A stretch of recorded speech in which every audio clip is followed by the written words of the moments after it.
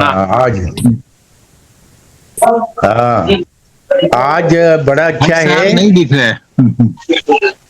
भट्ट साहब ये तो सब खोले होंगे। हाँ भट्ट अच्छा साहब अच्छा हैं। हाँ अच्छा। अच्छा बहुत स्नेह बढ़िया, प्रभा जी डॉक्टर भी आ साहब है गए। तो आनंद आएगा।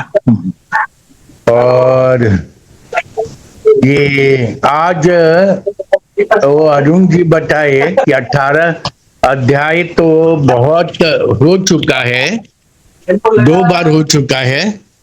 अब समय है कि भागवत कथा सुना जाए।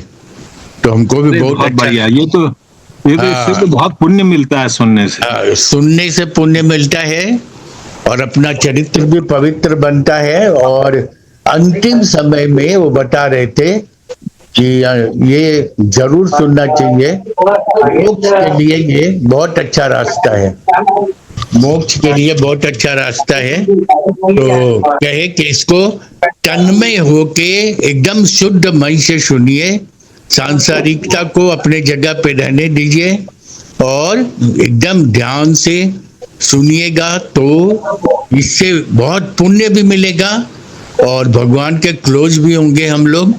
और हम लोग का सपना जो मोक्ष मिले ये सबका पूरा होगा। ये बहुत देर तक हमको अरुण कुमार दुबे जी ने समझाया कि ये मामूली चीज नहीं है। महा महा ये क्या बोलते हैं क्या भागवत कथा मामूली चीज नहीं है।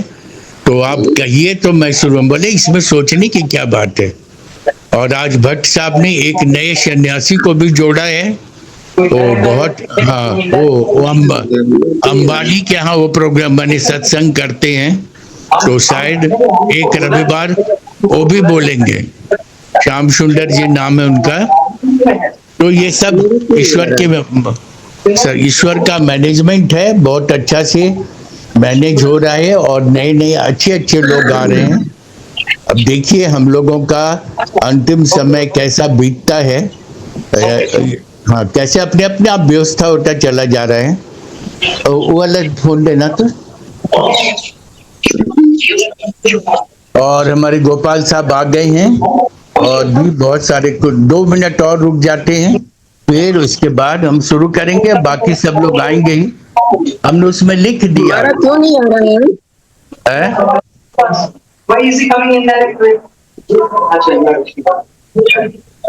किसी का माइक अपना अपना अनम्यूट कर लें प्लीज, माइक अपना अपना अनम्यूट कर लें। आवाज आ रही है बहुत ज्यादा। अभी ठीक हो गया। कैसे हैं सब? अच्छा स्नेह प्रभा जी आज आप ठीक लग रहा है आपका चेहरा। अच्छा ये कहाँ है? ये बीपी सिंह जी को भी बुलाइए। सर वो अभी अच्छा खाली हो जा रहा है, तुरंत मैं बुला रही हूँ। कुछ घर में कंस्ट्रक्शन वर्क चल रहा है, उसी में मिस्त्री उस्त्री आए हैं, थोड़ा उनको गाइड कर रहे हैं। अभी आते अच्छा बहुत हैं तो बहुत जाएंगे जी। आज हम प्रार्थना हम शुरू आ रही है आज आप लोगों की इजाजत से हम प्रार्थना शुरू करते हैं। एक तो बहुत अच्छा प्रार्थना है। हाँ ठीक है ठीक है। हाँ प्रार्थना तो कोई भी कर सकता है ना। हाँ इसके बाद आपका भी कराते हैं।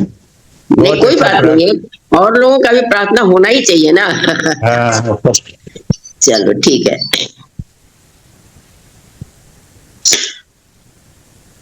अधुरम मधुरम बदनम मधुरम नयनम मधुरम हर्षितम मधुरम हृदया मधुरम गमनम मधुरम मधुराधिपते अखिलम मधुरम अधुरम मधुरम बदनम मधुरम नयनम मधुरम हर्षितम मधुरम नयनम मधुरम हर्षितम मधुरम हृदयागमम मधुरम गमनम मधुरम मधुराधिपते अखिलम मधुरम मधुराधिपते अखिलम मधुरम वचनम मधुरम चरितम मधुरम वचनं मधुरं गलितं मधुरं चलितं मधुरं भ्रमितं मधुरं मधुराधिपति पथिरं मधुरं मधुराधिपतिरखिलं मधुरम् वेणुर्मधुरा रेणुर्मधुरा वेणुर्मधुरं पनिर्मधुरं नृत्यं मधुरं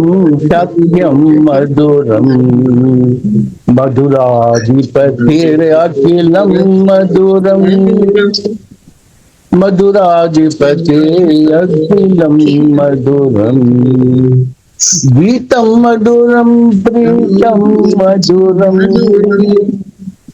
भुक्तं मधुरं सुप्तं मधुरम्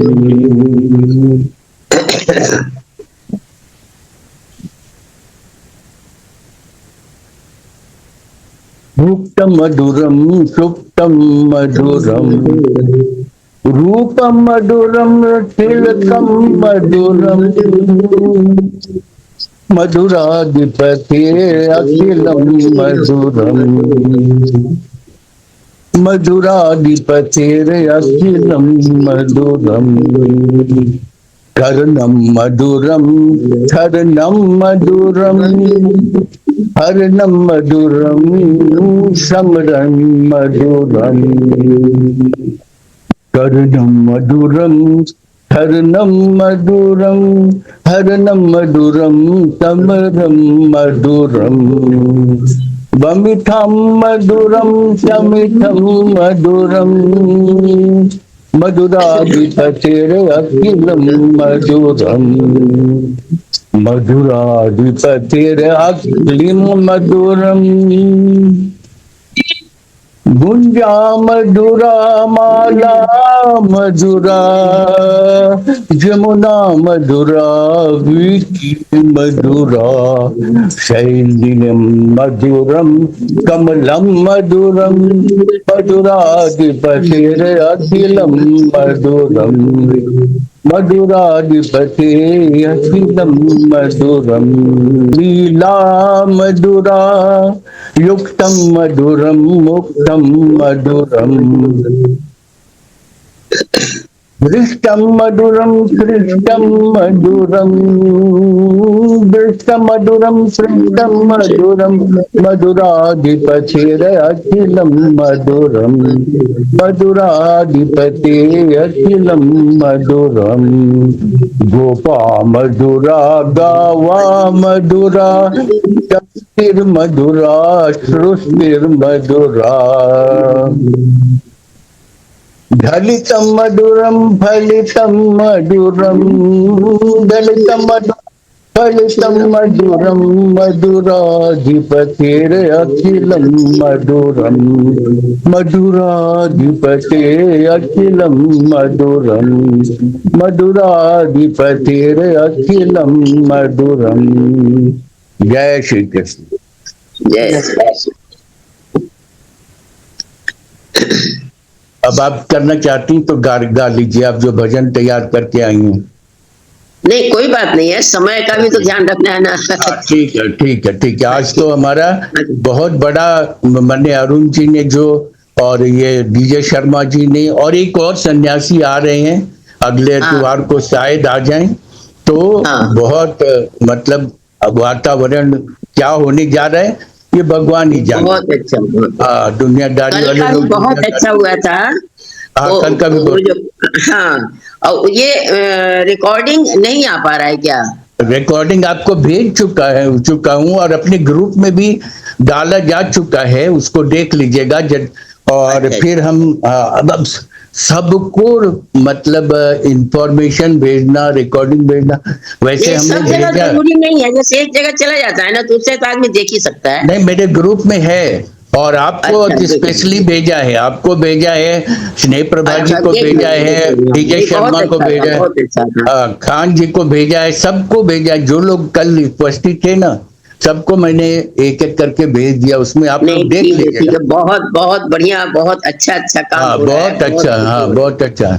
और इसमें क्या होता है ना कि इसके बावजूद भी लोग नहीं आते हैं तो बड़ा मन में वो लगता है। अभी सबको फोन भी करते हैं हम, और सबको बुलाते, मैंने इंडिविजुअल भी देते हैं, ग्रुप में भी है। नहीं मतलब तो तुम्हारे आना चाहिए। प्रयास में कोई कमी नहीं है अमिताभ। नहीं नहीं लेकिन ऐसा है उसका ना कि ना ऐसा कोई है बात कि नहीं उसी है, समय किसी को काम आ गया, कुछ आ गया, इसलिए कोई कोई बात नहीं आ नहीं। पाता है, लेकिन हाँ आने कोई के लिए बात सभी नहीं। तैयार अच्छा हैं। अब आगे हम लोग यही शुरू करें। और कोई बात शिकवा हाँ शिकायत शुरू दूर। ठीक अब हम लोगों को चाहिए हमारे गोपाल प्रसाद साहब जी हमारे दुबे जी का स्वागत करें, और हमारे डीजे शर्मा और भी बहुत से लोग आएंगे, सबको सुनेंगे हम लोग।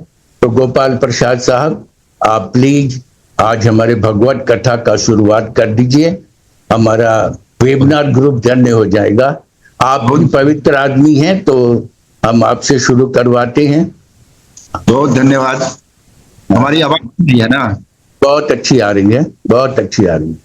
अरुण कुमार दुबे साहब का बहुत आभारी हूं कि उन्होंने पहले भी बहुत अच्छी अच्छी बातें हमें गीता और रामायण के बारे में बताई हैं, और आज हम श्री भागवत कथा के बारे में सुनेंगे जो कि बहुत ही महत्वपूर्ण है, और इससे हम लोगों को बहुत लाभ होगा, आध्यात्मिक एक ऊंचाई मिलेगी। और इसलिए हम उम्मीद करते हैं कि हम आज एक नई कथा से अपने जीवन को पवित्र करेंगे, और इसलिए हम अरुण बाबू को आमंत्रित करते हैं कि वो कृपया इस कथा का शुभारंभ करें। धन्यवाद।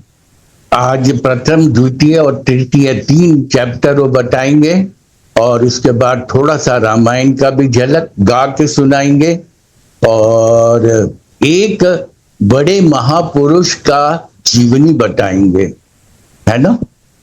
तो उस जीवनी से होता है ना कि अब हम जिस चीज काम को करने के कस्टम्ड हो गए ना, उसी के पक्ष में हम तर्क देते हैं कि मैं जो कर रहा हूं सही है, और हमको 40 के 45 के बाद तो एक्सेप्टेबिलिटी परसेप्टेबिलिटी एकदम खत्म हो जाती है।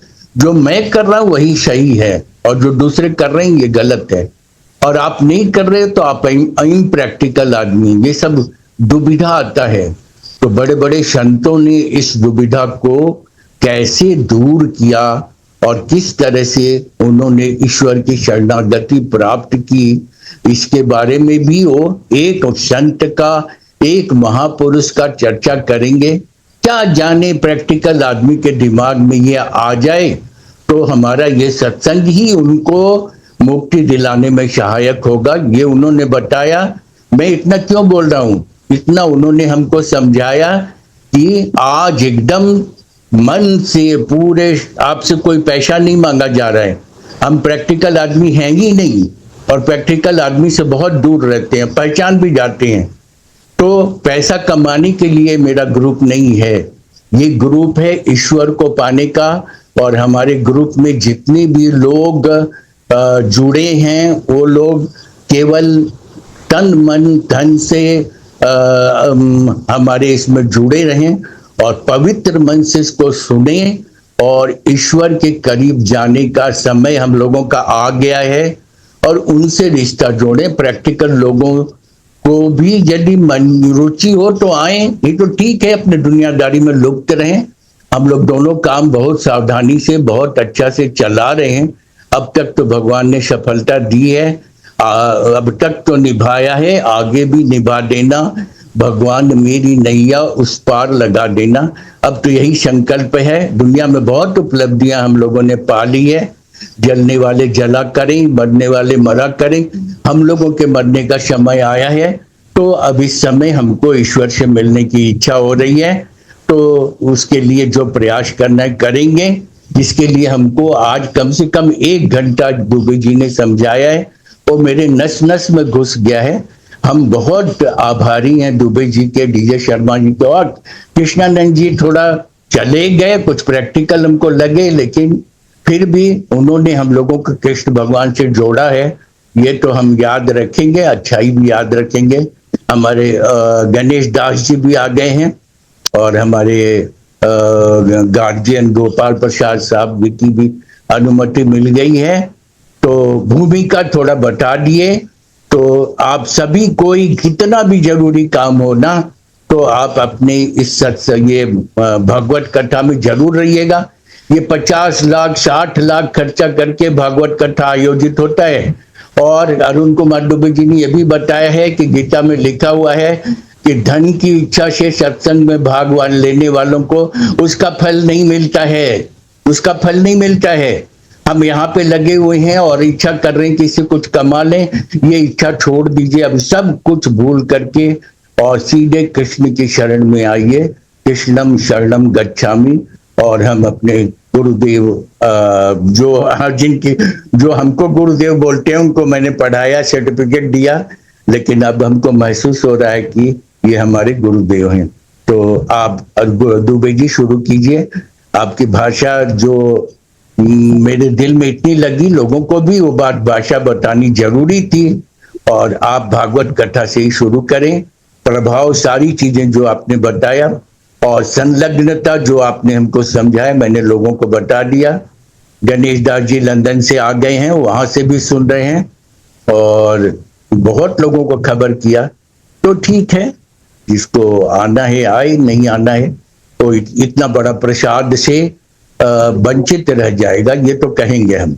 ठीक है, दुबे जी शुरू कर। प्रताप जी नमस्कार।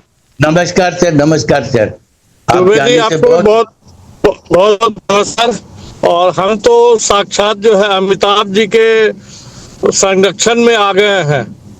अरे सर, और भगवान की संरक्षण में हमको और आपको क्या ग्रुप के सभी लोगों को मालूम समझ में आता होगा कि कृष्ण भगवान बांसुरी लेके हमारे ग्रुप में आ रहे हैं। और जैसा दुबे जी ने बताया कि 5 देवता आते हैं, नहीं तो इतना कैसे कैसे व्यवस्था हो जा रहा है, बताइए। कितने दुश्मन है हमारे। आज जिसको देखिए, लोग अपना लाभ चाहते हैं, उनको लाभ दे दीजिए तो भी वो खुश नहीं रहते हो। लोग इसलिए खुश नहीं होते हैं हमारे और भगवान तो आप ही हैं। अरे नहीं भगवान हमारे लिए तो कृष्ण भगवान तो आप ही हैं। सर बहुत कृष्ण भगवान बनने में बहुत बड़ा वो होना पड़ता है, लेकिन हम सत्संग के बाद से और बचपन से भी हम बुराइयों से बहुत दूर रहते हैं। हमको जानने वाले लोग नजदीक से वो लोग जानते हैं और कितनी बुराइयों से अपने को बचा के रखा है कि शांति से, हाँ शांति से हम लोग ईश्वर से मिल जाएं।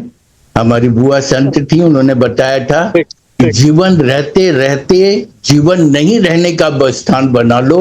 और आज ये दुबे जी ने यही बताया कि हम लोग का अंतिम समय है, तो इसमें यदि भागवत कथा हो जाएगी ना तो इससे मुक्ति मिलेगी। बाप रे, कितना बड़ा बात आपने कहा।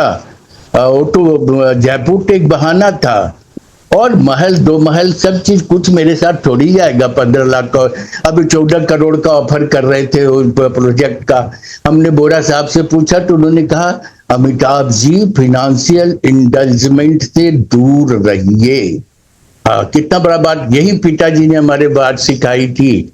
हमको 20 लाख का 2 मिनट में लाभ हो रहा था एक गलत काम करके, तो हमने पिताजी से पूछा कभी नहीं इस लालच में पड़ना, तो उन्होंने मेरी आंख खोल दी।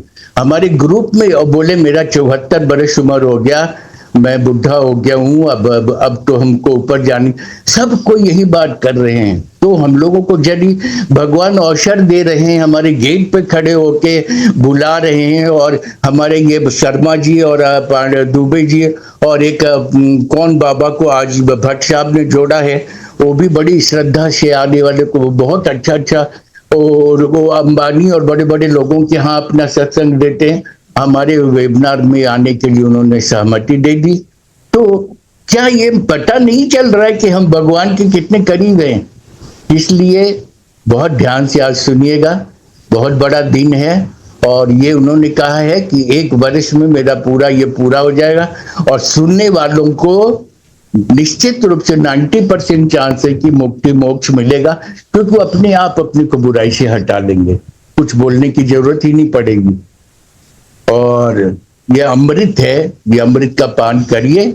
हम लोग हमेशा भी जितने भी आए हैं, कुछ लोगों को और हम अभी फोन भी करेंगे जब शुरू हो जाएगा। तो आप दुबे जी, आपको भगवान लंबी उम्र दे, आप दुनिया में जागृति ला रहे हैं, और शर्मा जी ये लोग हमारा ज्ञान चक्षु खोल रहे हैं। आप शुरू करें दुबे जी।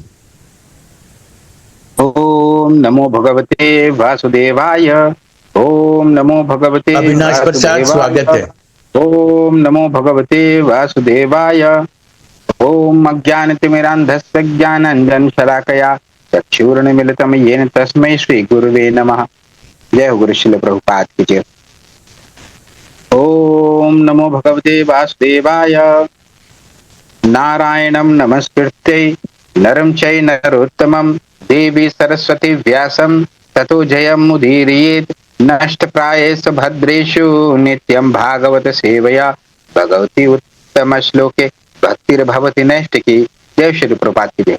हरे कृष्णा कृष्ण कृष्ण हरे हरे, हरे राम राम राम हरे हरे।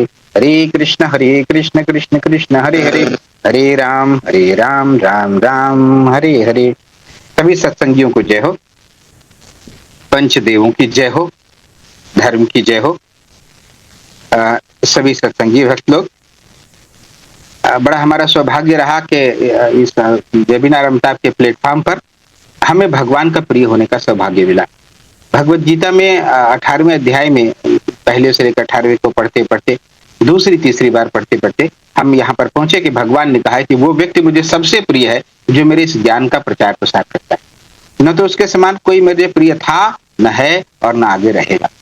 तो हम अपने ज्ञान के द्वारा और जो कुछ भी भगवान ने हमें किया है, हम भगवान का प्रिय बनने का प्रयास कर रहे हैं। यही एक अपना स्वार्थ है भगवत गीता को आप लोगों के सामने यथारूप में रखने का और श्रीमद् भागवतम को आपके सामने यथारूप में रखने का। आज मैं इस भागवतम को शुरू करूं इससे पहले 5 मिनट की मैं छोटी सी भूमिका आपके सामने यहाँ पर रखना चाहूंगा। मनुष्य का जन्म उसके पूर्व जन्मों के कर्मों के फलस्वरूप एक विशिष्ट उद्देश्य से पूर्व जन्मों में जो पाप और पुण्य है उनको काटने के उद्देश्य से हुआ है कि जो हमारे पाप और पुण्य है उनसे हम शीघ्र बरी होकर के और इस जन्म में हम कम से कम भगवान का स्मरण करके और भगवत धाम को वापस लौट सकें। क्योंकि पुनरपि जननम पुनरपि मरणम पुनरपि जननी जठरे शयनम, जाने कितने समय से हम बार बार अलग अलग गर्भ धारण कर रहे हैं, वही काम करते हैं। आहार निद्रा भय मैथुनश्च एतद् भिनराम पशुभिर समानाम, वही काम करते चले आए अनेक योनियों में भरमते हुए। तो जन्म से लेकर मृत्यु तक के बीच में हमें कभी कभी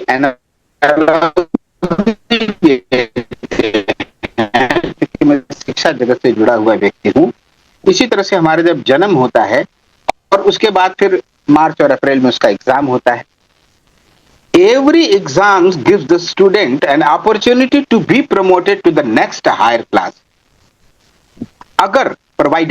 अगर वो स्टूडेंट एडमिशन से लेकर के एग्जामिनेशन तक के बीच में according to the rules and laws of the educational institute, according to the guidance of the teacher, if he performs his duty nicely, और धर्म के अनुसार जो उसका है विद्यार्थी का धर्म उसके अनुसार अगर वो करता है तो निश्चित तौर पर उसके लिए परीक्षा कोई भय नहीं है। बल्कि एक अच्छा स्टूडेंट, एक इंटेलिजेंट स्टूडेंट हमेशा परीक्षा का स्वागत करता है और वो खुश होता है कि चलो एग्जामिनेशन आया, देंगे, अच्छे नंबर आएंगे, बढ़िया टॉप करेंगे और उसके बाद हम अगली क्लास में जाएंगे।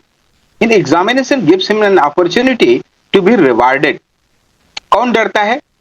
जो नालायक स्टूडेंट होता है, जो पीरियड गोल करने वाला होता है, जो पढ़ाई ढंग से नहीं करता, जो अपना होमवर्क प्रॉपर तरीके से नहीं करता और सारे वो नॉनसेंस काम करता है जो उसे करने से स्कूल में मना किया जाता है और वो काम नहीं करता जो उसे स्कूल में करने के लिए कहा जाता है।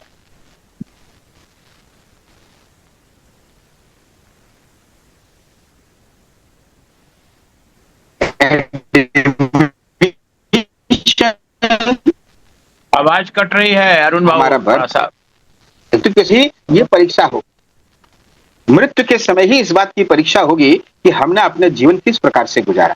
हमारे कहने से, हमारे वस्त्रों से, हमारे अपीयरेंस से ये नहीं सिद्ध होगा कि हम एक धार्मिक और एक आध्यात्मिक और एक नैतिक व्यक्ति। इस बात की परीक्षा मृत्यु के समय होगी कि हमारी चेतना कहाँ थी और हमारी मृत्यु किस प्रकार से हुई। तो ये जो बीच की अवधि है यही हमारा जीवन है। जन्म से मृत्यु तक के बीच की जो अवधि है यही हमारा जीवन है। और इस जीवन की एनालॉजी में हमारा एक सिलेबस है और वो 2 सिलेबस है। जब हम पढ़ाई किया करते थे तो दुनिया भर की चीजें हमने पढ़ाई करी, कौन कौन से विषय पढ़े, फिजिक्स, केमिस्ट्री, मैथ, बायोलॉजी, जाने कौन कौन से पढ़े, आज हमें आती है। और जो हमारे काम का था वो हमें किसी ने बताया। वो तो हमारा सौभाग्य रहा कि संतों की शरण में जा करके और भक्तों की शरण में जा करके हमने इसे स्वतः भगवत कृपा से स्वतः अपनाया। तो 2 ही सिलेबस है प्रत्येक मनुष्य का जो इस धरती पर जन्म लेता है। पहला, हाउ टू लिव, जीवन कैसे जिया जाए। और जब ये व्यक्ति अच्छी तरह जान लेता है कि उसका जन्म क्यों हुआ है, उसके जीवन का उद्देश्य क्या है, उसे करना क्या है, तब उसे उस एग्जामिनेशन की तैयारी करनी होती है बहुत अच्छी तरीके से, और उसे कहते हैं हाउ टू डाई। इस संसार से इज्जत से कैसे बाहर निकलना है ताकि वापस इस संसार में नहीं आना पड़े। और जहां हम जाएं वहां इतने शान से, इतने आदर्श के साथ में जाएं कि दुनिया याद रखे कि कोई गया है। और जहां पर हम जाएं वहां पर हमारा आलिंगन पूर्वक स्वागत। तो जो पहला सिलेबस है हाउ टू लिव, जीवन कैसे जिया जाए, उसका मैनुअल है श्रीमद् भगवत गीता। 18वें अध्याय में बार बार संतों ने, हमने, डीजे साहब ने, कृष्णा अवतार जी ने आपको यह बताया कि किस प्रकार से जीवन जिया जाए। इसका थ्योरेटिकल नॉलेज आपको दे दिया, अब बारी उसके प्रैक्टिकल करने की है। यदि आप उसके प्रत्येक श्लोक को गहन और मनन चिंतन करके और अपने व्यवहार में नहीं उतारते हैं तो यह ज्ञान शुष्क कोरा ज्ञान रह जाए। अब आध्यात्मिक दुनिया में श्रीमद् भगवत गीता को ग्रेजुएट स्टडी बताया गया है, ग्रेजुएशन। यानी अब आपने जान लिया कि हाउ टू लिव, तो यहीं पे तो नहीं रुकेंगे। 10वीं पास कर लेते हैं तो पढ़ाई पूरी नहीं हो जाती, 11वीं में जाते हैं, इंटरमीडिएट करते हैं, सीनियर सेकेंडरी करते हैं। तो हमारे आध्यात्मिक जीवन की दूसरी पढ़ाई आज हम शुरू करना चाहते हैं गुरु महाराज की कृपा से, दादा गुरु महाराज की कृपा से, षड गोस्वामी वृंदों की कृपा से, श्री बलराम जी की, श्री कृष्ण भगवान की कृपा, और वो कहलाती है पोस्ट ग्रेजुएट स्टडी। और वो है हाउ टू डाई, उसे कहते हैं श्रीमद् भागवतम। जब आपने ये जान लिया कि जीवन को कैसे जीना है, इस थ्योरी को, तब आपको प्रैक्टिकल अप्रोच उसको करनी है। और वो प्रैक्टिकल अप्रोच हमें सिखाती है कि हाउ टू डाई। इस संसार में आने का जो हमारा प्रयोजन है उसको कैसे एक इज्जत के साथ, एक शान के साथ, जैसे एक सिपाही होता है ना, उसकी एक शान के साथ विदाई होती है। युद्ध में उसकी शहादत उसकी शान के साथ विदाई होती है, जिसे लंबे समय तक सदियां याद रखती हैं। उसी प्रकार से हमारे जीवन की जो विदाई है वो श्रीमद् भागवतम हमें सिखाता है।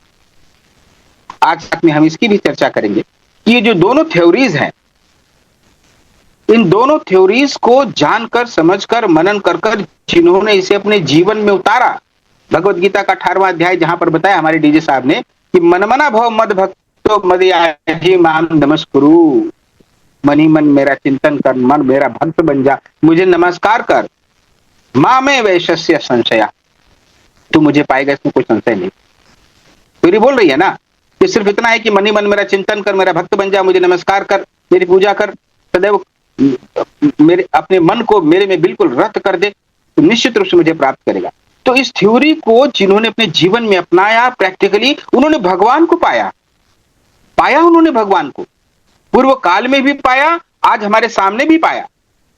कबीरदास जी ने पाया, रैदास जी ने पाया, तुलसीदास जी ने पाया, सूरदास जी ने पाया, और बहुत नए ऐसे ऐसे भक्त हैं। अभी वर्तमान काल में भी लोग ऐसे हैं, हालांकि उनकी संख्या करोड़ों अरबों खरबों में से कुछ गिनती के होते हैं जो मोक्ष को प्राप्त करते हैं, पर पाया उन्होंने। तो भगवान कहते हैं कि मेरा भक्त मुझसे ज्यादा प्रिय है। जो मेरे भक्त की उपासना करता है, जो मेरे दास का दास बनता है। आध्यात्मिक दुनिया में मालिक बनने से काम नहीं चलता। यहां पर भक्ति की योग्यता होती है अमानित्वम,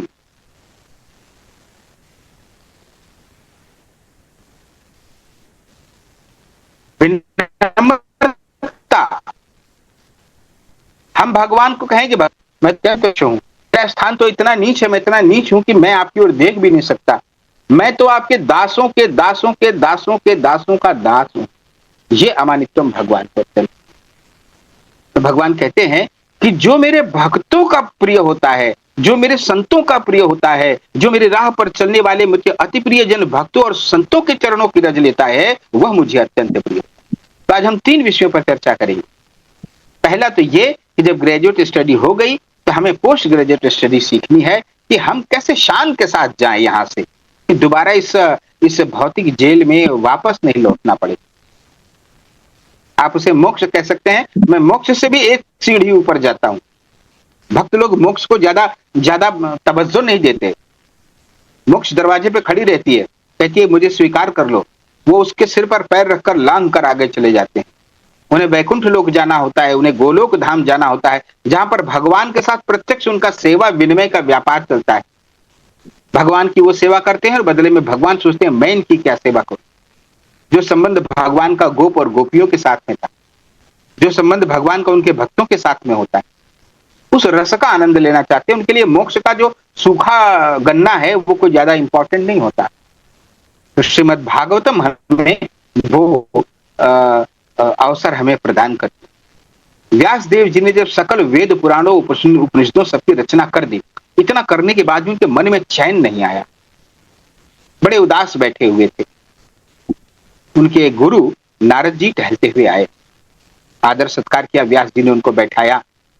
नारद जी ने पूछा शिष्य ठीक तो हो, तुम्हारा मुख इतना मलिन कैसे? तो उन्होंने कहा गुरुदेव मैंने सब कुछ रचना कर ली पर मेरे हृदय को संतोष नहीं। तो उन्होंने कहा तुमने ज्ञान की शुष्क बड़ी बड़ी बातें लिखी, तुमने वेद वेदांग उपनिषद आदि चीजें लिखी, ज्ञान के सभी विभागों का वर्णन किया, लेकिन मन को हरने वाले भगवान श्री कृष्ण की सरस लीलाओं का वर्णन तुमने नहीं किया, जिनका स्मरण करके जीव बड़ी आसानी से भगवत धाम को पाते। तब इतना सब लिखने के बाद ज्ञान की परिपक्व अवस्था में उन्होंने श्रीमद् भागवतम की रचना करी। जैसे आम के पेड़ पर बहुत सारे फल लगे रहते हैं, उसमें जो सबसे रसीला मीठा आम होता है ना, तोता उसी पर ठौर मारता है, चोंच मारता है। इसीलिए श्रीमद् भागवतम को समस्त वेदों शास्त्रों और पुराणों का परिपक्व फल कहा गया है। सब कुछ पढ़ लेने के बाद जब हमारा मन भगवान की सरस लीलाओं की ओर मुड़ता है, तब श्रीमद् भागवतम का प्रथम दरवाजा खुलता है। तो इस भूमिका के साथ में मैं यहाँ पर आज पहला जो ये श्रीमद् भागवतम है, ये 12 कैंटोज में या 12 खंडों में बटा हुआ है। आज हम इसका पहला खंड उठा रहे हैं जिसमें 19 अध्याय हैं। देखिए विशद चीज है, एक गंभीर विषय है। दूसरी बात, एक भ्रांति है समाज में जो सामान्य रूप से प्रचलित है और आपको आसपास इसका विज्ञापन भी मिल जाता है कि फलाना जगह भागवतम हो रही है, भाई सप्ताह भागवत कथा हो रही है। सब लोग जोर शोर से जाते हैं, बड़े बड़े पंडाल लगते हैं, तड़क भड़क होती है, थोड़ा गाना बजाना होता है, लोग बैठते हैं और आध्यात्मिक और धार्मिक होने का दिखावा करते हैं। वो शास्त्रों में कहा गया है गज स्नान, हाथी स्नान, कुंजर स्नान। हाथी पानी में जाता है, नहाता है, साफ सुथरा होता है, बाहर आकर फिर धूल लपेट लेता है। तो ये जो सप्ताह विधि का भागवतम है, जो पेशेवर कथावाचकों के द्वारा किया जाता है, जिनका मात्र एक उद्देश्य प्रसिद्ध होना है, अपने कंपटीटर की तुलना में ज्यादा बड़ा कथावाचक होना है और इसके द्वारा धन अर्जन करना है और फिर भोग इत्यादि की जो जीवन व्यतीत करना है, इस प्रकार की भागवतम को सुनने से हमारा कुंजरवत स्नान होता है। शौच, हमारे हृदय में कोई परिवर्तन नहीं होता। वापस आकर उस सप्ताह भागवत की कथा के बाद हम वही पापाचरण फिर से वापस करने लग जाते। शास्त्र ये नहीं कहता है। मैंने इससे जब शुरुआत करी थी तभी मैंने एक श्लोक बोला था, ओम नमो भगवते वासुदेवाय अज्ञान तिमिरांधस्य। उसमें बोला था कि नित्यम भागवत सेवया, नित्यम भागवत सेवया। सुबेरे आप खाना खाते हो, नाश्ता करते हो, खाना खाते हो, रात को डिनर लेते हो, 7 दिन तक अगर आपने लगातार कर लिया तो क्या उसके बाद डिनर, ब्रेकफास्ट और लंच की आवश्यकता नहीं रह जाएगी क्या? ये साल में एक बार 7 बार भर का जो आपने एक डिनर वाला एक भोजन का एक शेड्यूल बना लिया तो फिर आगे आवश्यकता नहीं रहेगी क्या? आपको सवेरे भोजन की आवश्यकता होती है, शाम को भोजन की आवश्यकता होती है। भक्तों का भोजन क्या है? भक्तों का भोजन है सुबह श्रीमद् भागवतम, कम से कम 1 से 2 श्लोक। शाम का उनका डिनर है श्रीमद् भगवद गीता, 1 से 2 श्लोक। और दोपहर में है नाम संकीर्तन, नाम जप अपने करमाला पर। कुछ निषेध है, यौनाचार नहीं करना है, मद्यपान नहीं करना है, मांसाहार नहीं करना है, पर स्त्री गमन नहीं करना, ये अपथ्य है। वैद्य जी समझ रहे होंगे भट्ट साहब, तब दवा लगती है। और पथ्य यह है नाम संकीर्तन करना है, संतों का सत्संग करना है, भगवत गीता भागवतम का पाठ करना है, इसके अलावा भगवान का भोग लगा प्रसाद ग्रहण करना है। ये पथ्य है। पथ्य को अपनाएं, अपथ्य को छोड़ें, तब जाकर दवा लगेगी। तो हम भागवतम को इस संदर्भ में देखते हैं कि वो सप्ताह वाली भागवतम हमारे लिए नहीं है। ठीक है, सांसारी लोग हैं जो पूरी साल भर करते हैं और फिर जाकर के वो नवरात्र का व्रत रखते हैं, भाई उस समय दारू नहीं पिएंगे, उस समय मांस मछली नहीं खाएंगे, और 9 दिन बहुत धार्मिक होकर रहते हैं, और फिर 11वें दिन से फिर उनका पापाचरण शुरू हो जाता। हम उस सप्ताह विधि में यकीन नहीं रखते। हम नित्यम भागवत सेवया, नित्य भागवत सेवन कर, नित्य भागवत सेवन। तो नित्य भागवत सेवन करने के लिए धीरे धीरे हम आपको बताएंगे। आप स्वयं अपने घर में ये भागवतम रख सकते हैं, स्वयं इसको पढ़ सकते हैं और भगवान की अपूर्व कृपा प्राप्त कर सकते हैं। तो आज चूंकि पहला दिन था, इसलिए मेरी ये भूमिका बनाना आवश्यक थी। आज ये जो प्रथम कैंटो है, ये श्रील प्रभुपाद के द्वारा लिखा गया है और इस्कॉन में हम इसका बहुत आदर के साथ में पाठ करते हैं। मूल जो श्लोक है वो आपको कहीं भी मिल जाएंगे, गोरखपुर वाली जो आपकी है भागवतम उसमें भी मिल जाएंगे, गीता प्रेस वाले की भी। पर मुख्य बात क्या होती है कि गुरु शिष्य परंपरा से चले हुए जो हमारे 4 संप्रदाय हैं, उनके जो बोनाफाइड जो स्पिरिचुअल मास्टर्स हैं, अधिकृत जो गुरु हैं, उस गुरु परंपरा से जो चली आ रही जो परंपरा है, उसमें जो कोई अधिकृत जो गुरु है, वह जब इन श्लोकों का व्याख्या करता है, टीका करता है, वह प्रमाणिक होता है। बात श्लोकों में नहीं है, फार्मूला मैथ्स के फार्मूले में नहीं है, फार्मूला का एप्लीकेशन कैसे हो रहा है, उसका एक्सप्लेनेशन कैसे हो रहा है, इस बात में इंपॉर्टेंट। तो आज हम शुरुआत करते हैं। 19 अध्याय हैं, उसमें हम पहले अध्याय के कुछ ही श्लोक उठाएंगे, क्योंकि चूंकि आज चर्चा हमारी भूमिका पर ज्यादा हो गई, तो हम इस पर उठाएंगे। तो पहला जो अध्याय है वो है मुनियों की जिज्ञासा। भागवतम कथा जो है वो प्रश्नोत्तर से शुरू होती है, और ये प्रश्न और उत्तर हैं महाराजा परीक्षित जो अभिमन्यु के के गर्भ से उत्पन्न हुए थे, जिस पर अश्वत्थामा ने ब्रह्मास्त्र चलाया था और भगवान कृष्ण ने गर्भ में जाकर के उन महाराजा परीक्षित की रक्षा की। पांडवों के जाने के बाद वो कौरवों के एक छत्र सम्राट हुए। पर कुछ भाग्य का खेल ऐसा हुआ कि एक बार वो वन में गए, और वन में जाकर के वहां जो शमीक ऋषि थे वो बैठे हुए थे ध्यान में, आखेट करते हुए ये वहां पहुंचे, प्यास से थके हुए थे। तो जब ऋषि मुनि राज दरबार में आते, ये परंपरा थी, आते थे, तो राजा आसन से उठकर स्वागत करते थे और अपना राज सिंहासन उनको अर्पित करते थे और उनका समस्त मान सम्मान करते थे। ये एक परंपरा थी। पर कभी भूले भटके राजा वन में चले जाएं तो वो जो अकंचन ऋषि मुनि थे उन्हें मृगछाला या जो भी आसन अर्पित करते थे, बैठाते थे आदर के साथ में, और जो भी जल फल फूल मूल है वो उनको देते थे।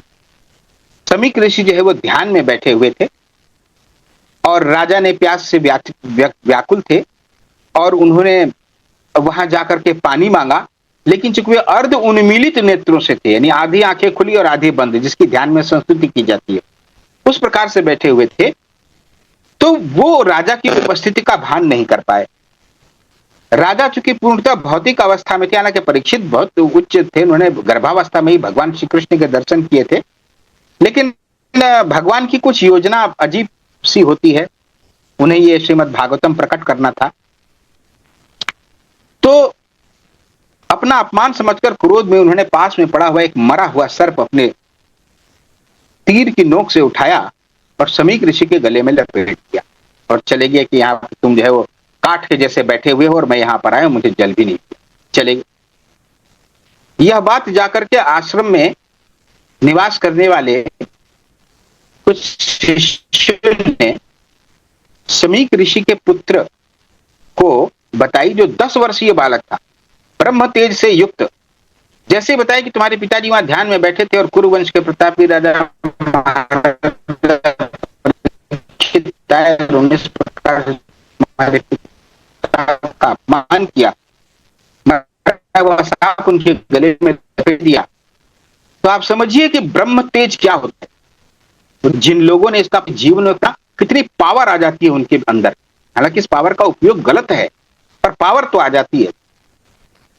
10 वर्षीय ब्रह्म ऋषि तेज से बालक ने तुरंत कमंडल से हाथ में जल लिया और अपना नाम गोत्र का मार्ग से उतर रहा है। महाराजा परीक्षित के श्राप देता हूं कि आज से 7वें दिन तक्षक नाग आएगा और तुम्हें डस लेगा। श्राप दे दिया, हाहाकार मच गया। कलयुग को रोके रखने का एकमात्र जो राजा थे वो परीक्षित थे। सारा धर्म राजा के ऊपर टिका हुआ था।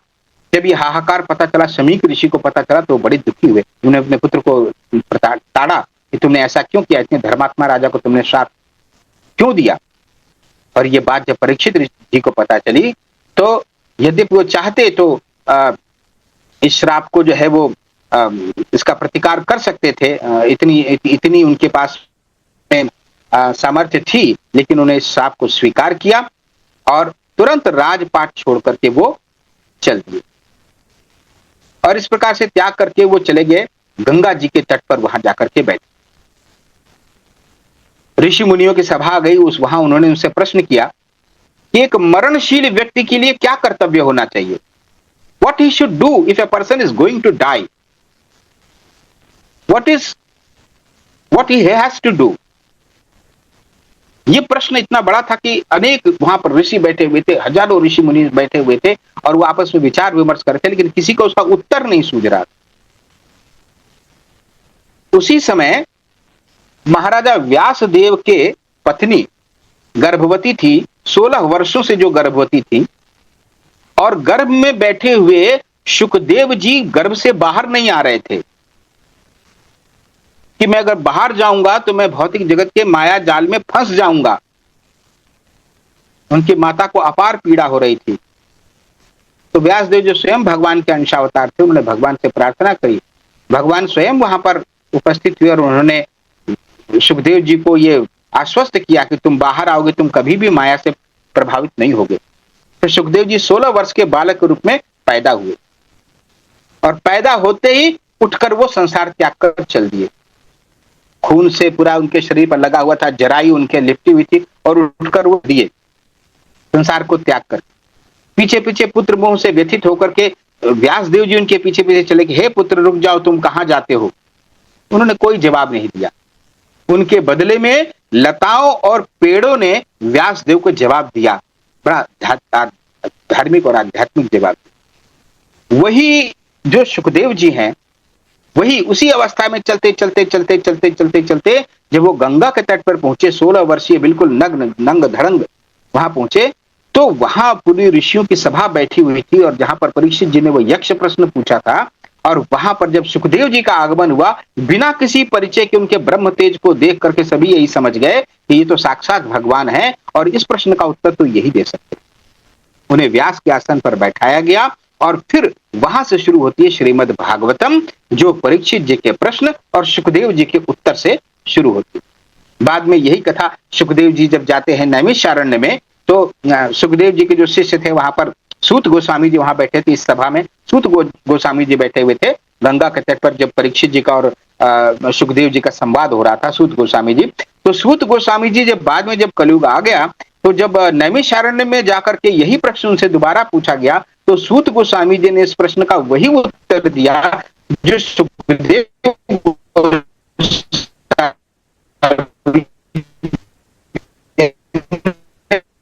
परीक्षित को दिया। इसीलिए उवाच आता है, तो जो सूत जी हैं वो सुखदेव गोस्वामी और अपने दोनों के जो ज्ञान है सारी शुरू होती श्रीमद् भागवतम। मुनियों की जिज्ञासा हमारा जो पाठ है, पहला जो अध्याय है, उसके कुछ ही श्लोक उठाऊंगा। बहुत वृषद है, वो ज्ञान जो आपको करोड़ों जन्मों के जन्म मृत्यु के बंधन से निकालकर सीधे भगवान के धाम पहुंचा सकता है, वो कोई इतना आसान ज्ञान थोड़ा ना होगा कि बस कुछ दिनों के कुछ चैप्टर्स में सिमट जाएगा, समय लगेगा। पर हम ईश्वर से प्रार्थना करेंगे, आप सभी सत्संगियों से आशीर्वाद चाहेंगे कि वर्ष भर के भीतर इसे समाप्त कर दें। हे सत्संगियों, यदि हम अपने जीवन काल से पहले शरीर छोड़ने से पहले श्रीमद् भागवतम पूरा सुन सके तो हमारी मोक्ष निश्चित है, ऐसा शास्त्र कहते हैं। और उन्हीं शास्त्रों के प्रमाण पर मैं आपको ये बात कहना चाहूंगा। बस आशीर्वाद दें कि हम वर्ष भर के भीतर इस भागवतम को आपको जो है संपूर्ण सुना सके। तो वो यहां से शुरू होती है। पहला श्लोक है ओम नमो भगवते वासुदेवाय, ओम नमो भगवते वासुदेवाय। जन्मादस्य यतः अन्वयात इतरतः च अर्थेषु अभिज्ञः स्वराट, तेने ब्रह्म हृदयः आदि कविये मुह्यन्ति यत सूरयः, तेजः वारि मृदां यथा विनिमय यत्र त्रिसर्गः अमृखा, धाम्ना स्वेन सदा निरस्त कुहकम सत्यम परम धीमहि। हे प्रभु, हे वसुदेव पुत्र श्री कृष्ण, हे सर्वव्यापी भगवान, मैं आपको सादर नमस्कार करता हूँ। मैं भगवान श्री कृष्ण का ध्यान करता हूँ क्योंकि वे परम सत्य हैं और व्यक्त ब्रह्मांडों की उत्पत्ति, पालन और संहार के समस्त कारणों के आदि कारण हैं। वे प्रत्यक्ष और अप्रत्यक्ष रूप से सारे जगत से अवगत रहते हैं। वे परम स्वतंत्र हैं, स्वराट, परम स्वतंत्र हैं और उनके परे अन्य कोई कारण नहीं है। उन्होंने सर्वप्रथम आदि जीव ब्रह्मा जी के हृदय में वैदिक ज्ञान प्रदान किया। उन्हीं के कारण बड़े बड़े मुनि तथा देवता उसी तरह मोह में पड़ जाते हैं जिस तरह अग्नि में जल या जल में स्थल देखकर कोई माया के द्वारा मोहग्रस्त हो जाता है। उन्हीं के कारण ये सारे भौतिक ब्रह्मांड जो प्रकृति के तीन गुणों की प्रतिक्रिया के कारण अस्थायी रूप से प्रकट होते हैं, वास्तविक लगते हैं, जबकि ये अवास्तविक होते हैं। अतः मैं उन भगवान श्री कृष्ण का ध्यान करता हूं जो भौतिक जगत के भ्रामक रूपों से सर्वथा मुक्त और अपने दिव्य धाम में निरंतर वास करते हैं। मैं उनका ध्यान करता हूं क्योंकि वे ही परम सत्य हैं। हमारे जो श्रीमद् भागवतम प्रभुपाद के द्वारा टिप्पणी की गई है, आपको जानकर आश्चर्य होगा कि इस श्लोक की व्याख्या 6 पन्नों में की गई। 6 पन्ने लेकर 9:30 बजे तक केवल मैं पहले श्लोक की व्याख्या वो कर पाऊंगा जो पुस्तक में लिखी है। एक्चुअली उसका विस्तार तो संभव ही नहीं है क्योंकि हर लाइन अपने आप में विस्तार मांगती। अतः मैं उस तात्पर्य की उस व्याख्या में नहीं जाऊंगा और सीधे श्लोक नंबर 2 पर मैं आपको जाऊंगा। धर्मः प्रोज्जितः कैतवः परमं निर्मत्सराणां सतां, वेद्यवास्तं मत्रुवस्तु शिवदं त्रापत्रयोन्मूलनम्। श्रीमद्भागवते महामुनिकृते किं वा परैश्वरीश्वरः सत्यो हृदयवरुध्यते अत्र कृतिभिः सुश्रुषिभिस्तक्षणात्। यह भागवत पुराण भौतिक कारणों से प्रेरित होने वाले समस्त धार्मिक कृत्यों को पूर्ण रूप से बहिष्कृत करते हुए सर्वोच्च सत्य का प्रतिपादन करता है, जो पूर्ण रूप से शुद्ध तथा शुद्ध हृदय वाले भक्तों के लिए बोधगम्य है। यह सर्वोच्च सत्य वास्तविकता है जो माया से पृथक होते हुए भी सबों के कल्याण के लिए है। ऐसा सत्य तीनों प्रकार के संतापों को, दैहिक, दैविक और भौतिक, समूल नष्ट करने वाला है। महामुनि व्यास देव द्वारा अपनी परिपक्व अवस्था में संकलित यह सौंदर्यपूर्ण भागवत ईश्वर साक्षात्कार के लिए अपने आप में पर्याप्त है। तो फिर अन्य किसी शास्त्र की क्या आवश्यकता है? जैसे कोई ध्यान पूर्वक तथा विनीत भाव से भागवत अनुशीलन से उसके हृदय में परमेश्वर स्थापित हो जाते हैं। देखिए, हमारे धर्म के 4 मूल विषय: धर्म, अर्थ, काम और मोक्ष। इस भौतिक जगत में तो केवल हम अर्थोपार्जन में ही अपना पूरा जीवन गुजार देते हैं। अर्थ प्रधान विश्व करी राखा। आज वो व्यक्ति सफल कहलाता है जो अपने और अपने परिवार का पालन पोषण कर लेना, वही बहुत बड़ा व्यक्ति है, वही बहुत बड़ा धार्मिक है, वही बहुत बड़ा सामाजिक है और वही सफल व्यक्ति माना जाता है। धर्म का तत्व गायब, अर्थ का तत्व प्रधान है, शेष जो बचा वो काम की पूर्ति में पूरा जीवन चला जाता है। कौन मोक्ष के बारे में चिंतन करता है? लेकिन श्रीमद् भागवतम से ये चारों पुरुषार्थ सिद्ध होते हैं, और जो चतुर्थ जो पुरुषार्थ है मोक्ष, उसकी प्राप्ति होती है। कहा है ना, आहार निद्रा भय मैथुनश्च एतद् भी नराम पशुभिर समानाम। आहार निद्रा भय मैथुन तो मनुष्य और पशु दोनों में समान है, अंतर उसको क्या करता है? यही धर्म। तीसरा श्लोक कहता है,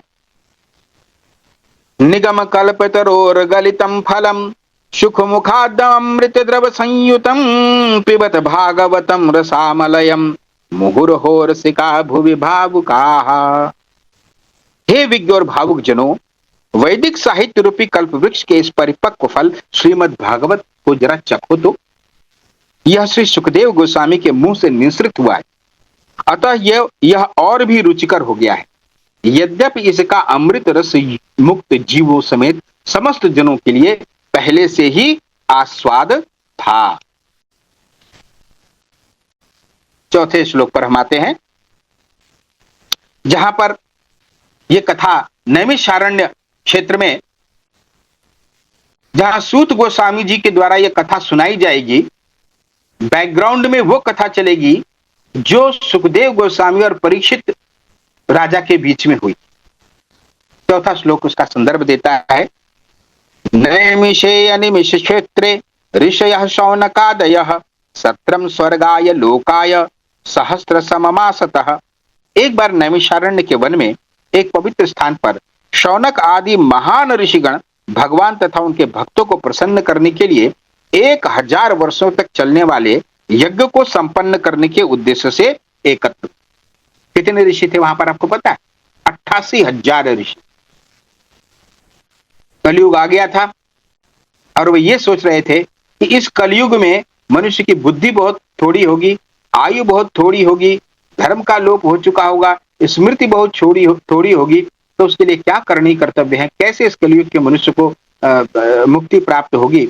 इस प्रश्न पर विचार करने के लिए वहां पर एकत्र थे शौनक आदि 88,000 ऋषि। 5वां श्लोक कहता है, तो एकदा तु मुनयः प्रातर्हुतर्हुताग्नयः सत्कृतम सूतम आसीन प्रपच्छुरिदमादरात। एक दिन यज्ञाग्नि जलाकर अपने प्रातःकालीन कृत्यों से निवृत्त होकर श्रील सूत गोस्वामी को आदर पूर्वक आसन अर्पण करके ऋषियों ने सम्मान पूर्वक निम्नलिखित विषयों पर प्रश्न पूछे। जो मैंने भूमिका बनाई थी उससे अब आप समझ गए होंगे कि सूत गोस्वामी जी उस सभा में उपस्थित थे जहां श्री सुखदेव गोस्वामी जी महाराजा परीक्षित के प्रश्नों का उत्तर दे रहे थे। देखिए पहले के लोगों की बुद्धि, उनकी इंटेलिजेंस कितनी तीव्र थी। 7 दिनों तक निरंतर चलने वाली उस प्रश्नोत्तरी में सिर्फ परीक्षित महाराज ने न अन्न ग्रहण किया, न जल ग्रहण किया, न अपने स्थान से उठे, न मलमूत्र के त्याग के लिए अपने स्थान से सांस रूप इस भागवतम को सुनते। तो 7 दिन से चलने वाले उस प्रसंगों को किस प्रकार से सूत गोस्वामी जी ने केवल सुन करके अपने हृदयंगम कर लिया, और वही अब यहां पर बोलेंगे। ऋषयः ऊचु, ऋषि बोले। 6वां श्लोक कहता है, त्वया खलु पुराणानि सेतिहासानि चानघ आख्यातान्यप्यधीतानि धर्मशास्त्राणि यान्वतः। मुनि ने कहा, हे पूज्य सूत गोस्वामी जी, आप समस्त प्रकार के पापों से पूर्ण रूप से मुक्त हैं। आप धार्मिक जीवन के लिए विख्यात समस्त शास्त्रों और पुराणों के साथ इतिहास में भी निपुण हैं, क्योंकि आपने समुचित निर्देशन में उन्हें पढ़ा है और उनकी व्याख्या भी की है। तब यानि वेद विदाम श्रेष्ठो भगवान बादरायणः अन्ये च मुनयः सूत परावरो विदुः विदुः। तो हे सूत गोस्वामी जी, आप ज्येष्ठतम विद्वान वेदांती होने के कारण ईश्वर के अवतार व्यास देव के ज्ञान से अवगत हैं, और आप उन अन्य मुनियों को भी जानते हैं जो सभी प्रकार के भौतिक और आध्यात्मिक ज्ञान में निष्णात हैं। वेत्थम त्वं सौम्य तत्सर्वं तत्त्वस्तद अनुग्रहात् ब्रूयम स्निग्धस्य शिष्यस्य गुरुवो गुह्यम अप्युतः। इससे अधिक चूंकि आप विनीत हैं, आपके गुरुओं ने एक सौम्य शिष्य जानकर आप पर सभी तरह से अनुग्रह किया है, अतः आप हमें वह सब बताएं जिसे आपने उनसे वैज्ञानिक ढंग से सीखा है। आजकल के जो सो कॉल्ड साइंटिस्ट है ना, वो कहते देखो साइंस अलग है और ये इतिहास पुराण वेद और ये सब जो चीजें हैं ना, ये सब बिल्कुल अलग हैं। ये सब देखिए, विज्ञान वो है,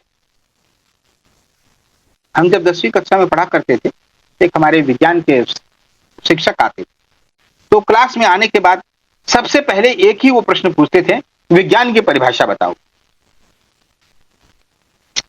तो फिर सब लोग अलग अलग बताते थे, सर वो जो है ना जिसमें प्रैक्टिकल किया जाता है, और जो साइंस है जिसमें बहुत सारे फार्मूले होते हैं, और वो जो ये साइंस। उन्होंने एक विज्ञान की परिभाषा बताई जो आज भी मेरे दिमाग में। विज्ञान वह सुव्यवस्थित और सुसंगठित ज्ञान है जो भली भांति प्रयोगों, प्रेक्षणों और उन पर आधारित निष्कर्षों पर आधारित होता है। प्रयोगों, प्रेक्षणों और उनसे प्राप्त निष्कर्षों पर आधारित होता है, और सुव्यवस्थित और सुसंगठित ज्ञान होता है। श्रीमद् भगवद गीता, श्रीमद् भागवतम का ज्ञान क्या आपको असंगठित और अव्यवस्थित नजर आता है? और क्या इसे भक्तों ने अपने जीवन की प्रयोगशालाओं में अपने ऊपर इसका प्रयोग नहीं किया? और क्या उनसे प्राप्त निष्कर्षों में कि उन्होंने भगवत धाम को प्राप्त किया, इस निष्कर्षों के द्वारा यह प्रमाणित नहीं होता कि यह ज्ञान नहीं है बल्कि एक विज्ञान है? सबसे बड़ा विज्ञान है अध्यात्म विज्ञान, सबसे बड़ा विज्ञान है जो जीवन की लाइव प्रयोगशाला में नित्य प्रति वृंदावन धाम, मथुरा धाम, ऋषिकेश, अयोध्या धाम में नित्य प्रति प्रयोग द्वारा परीक्षित हो रहा है। दुनिया देख रही, देखने वाले अंधों को नहीं दिखे, उसका तो कुछ किया नहीं जा सकता। उनको तो प्रयोगशालाओं में ही नीले पीले काले द्रव्यों के द्वारा ही रिजल्ट उनको देखने को चाहिए।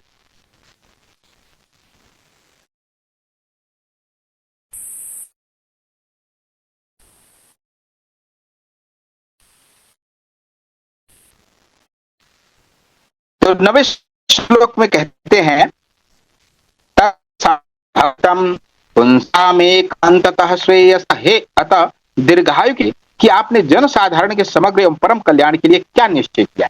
क्या है? जन साधारण के समग्र एवं परम कल्याण। आजकल के राजनेता इस बात को नहीं समझ सकते, और श्रीमद् भागवतम और श्रीमद् भगवत गीता समाज के, राजनीति के, देश के इन नेताओं के लिए ही बनी है। भगवत गीता किसी भिखारी के लिए, भिखारी को नहीं दी थी भगवान श्री कृष्ण ने, न किसी व्यापार करने वाले बनियों को दी थी। जो भावी भारत का सम्राट होने जा रहा था, पूरे विश्व का सम्राट होने जा रहा था, जो एक एडमिनिस्ट्रेटर होने जा रहा था, जो शासन चलाने जा रहा था, उसको जीवन की शिक्षा दी कि अपना जीवन तुम कैसे जियोगे, शासन कैसे चलाओगे धर्मपूर्वक। तो भगवत गीता शासकों का विज्ञान, यह आईएएस एकेडमीज में पढ़ाया जाना चाहिए।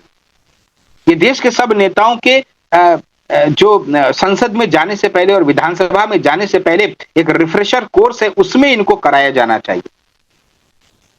देश के प्रत्येक नागरिक को जो किसी न किसी रूप से एडमिनिस्ट्रेटिव या शासन प्रणाली में, फौज में, पुलिस में या किसी प्रकार से देश की व्यवस्था करने में जुटा हुआ है, उन सबके लिए श्रीमद् भागवतम और भगवत गीता है। आज एक श्लोक और पढ़ते हम अपनी बात पे यहां पर विराम देंगे।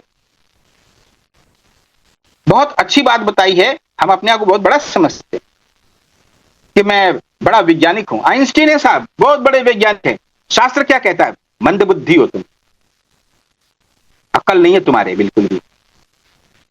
मैं बहुत बलवान हूं साहब, माइक टाइसन हूं, बोलते हैं चींटी हो तुम। बहुत फुर्त है, आलसी बोल रहे हैं तुमको, झगड़ालू बोल रहे हैं। मैं अंबानी हूं, मैं बिल गेट्स हूं, अभागा बोल रहे हैं तुमको। 10वां श्लोक क्या कहता है कलयुग के प्राणियों के लिए?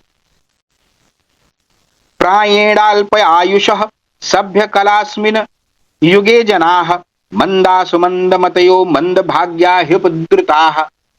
मंदासु मंद मतयो मंद भाग्या, फिर से बोल रहा हूं, मंदासु मंद मतयो मंद भाग्या ह्युपद्रुता। हे विद्वान, ऋषिगण कह रहे हैं सूत गोस्वामी जी से, करुणावश कलयुग के जीवों के उद्धार के लिए वो प्रश्न कर रहे हैं। प्रजा का वास्तविक कल्याण, उनको अन्न वस्त्र भोजन राशन दे देना, गैस सब्सिडी दे देना, उनको सस्ते में जो है वो रिचार्ज दे देना, या उनको free of cost mobile phone दे देना, या उनके बस या ट्रेन के टिकट को माफ कर देना, या फिर उनके लिए कुछ उनके खाते में डायरेक्ट कुछ पैसा चला जाए, ये कर देना, या उनको अन्न वस्त्र भोजन प्रदान, ये उनका परम कल्याण नहीं है। ऐसा कल्याण तो हम पशुओं को भी बांध के करते हैं, उनको भी चारा पानी दाना देते हैं। परम कल्याण यह है कि वे इस भौतिक जगत से कैसे बाहर जाएंगे, कैसे वो जन्म मृत्यु के चक्र से बाहर छूटेंगे, कैसे वो इस जेल से बाहर निकलेंगे, ये उनका परम कल्याण है। तो साधु संत इसके लिए करुणावश होकर के प्रयास करते। 1000 वर्षों तक चलने वाला वो यज्ञ कर रहे थे। किस निमित्त कर रहे थे? स्वयं को राजा बनाने के लिए नहीं। कलयुग में कौन सी जनता, देखिए 10वें श्लोक में बताया है, श्रीमद् भागवतम के प्रथम स्कंद के प्रथम अध्याय के 10वें श्लोक में कलयुग के प्राणियों का वर्णन किया है। हे विद्वान, कलि के इस लौह युग में लोगों की आयु न्यून है।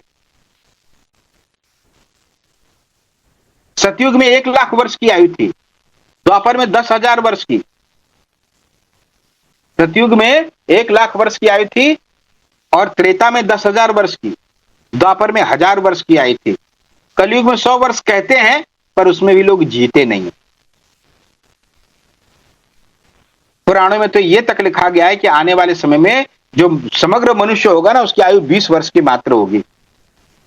5-7 साल की जो लड़की है वो गर्भवती हो जाएगी और 12-13 साल की तो दादियां होंगी।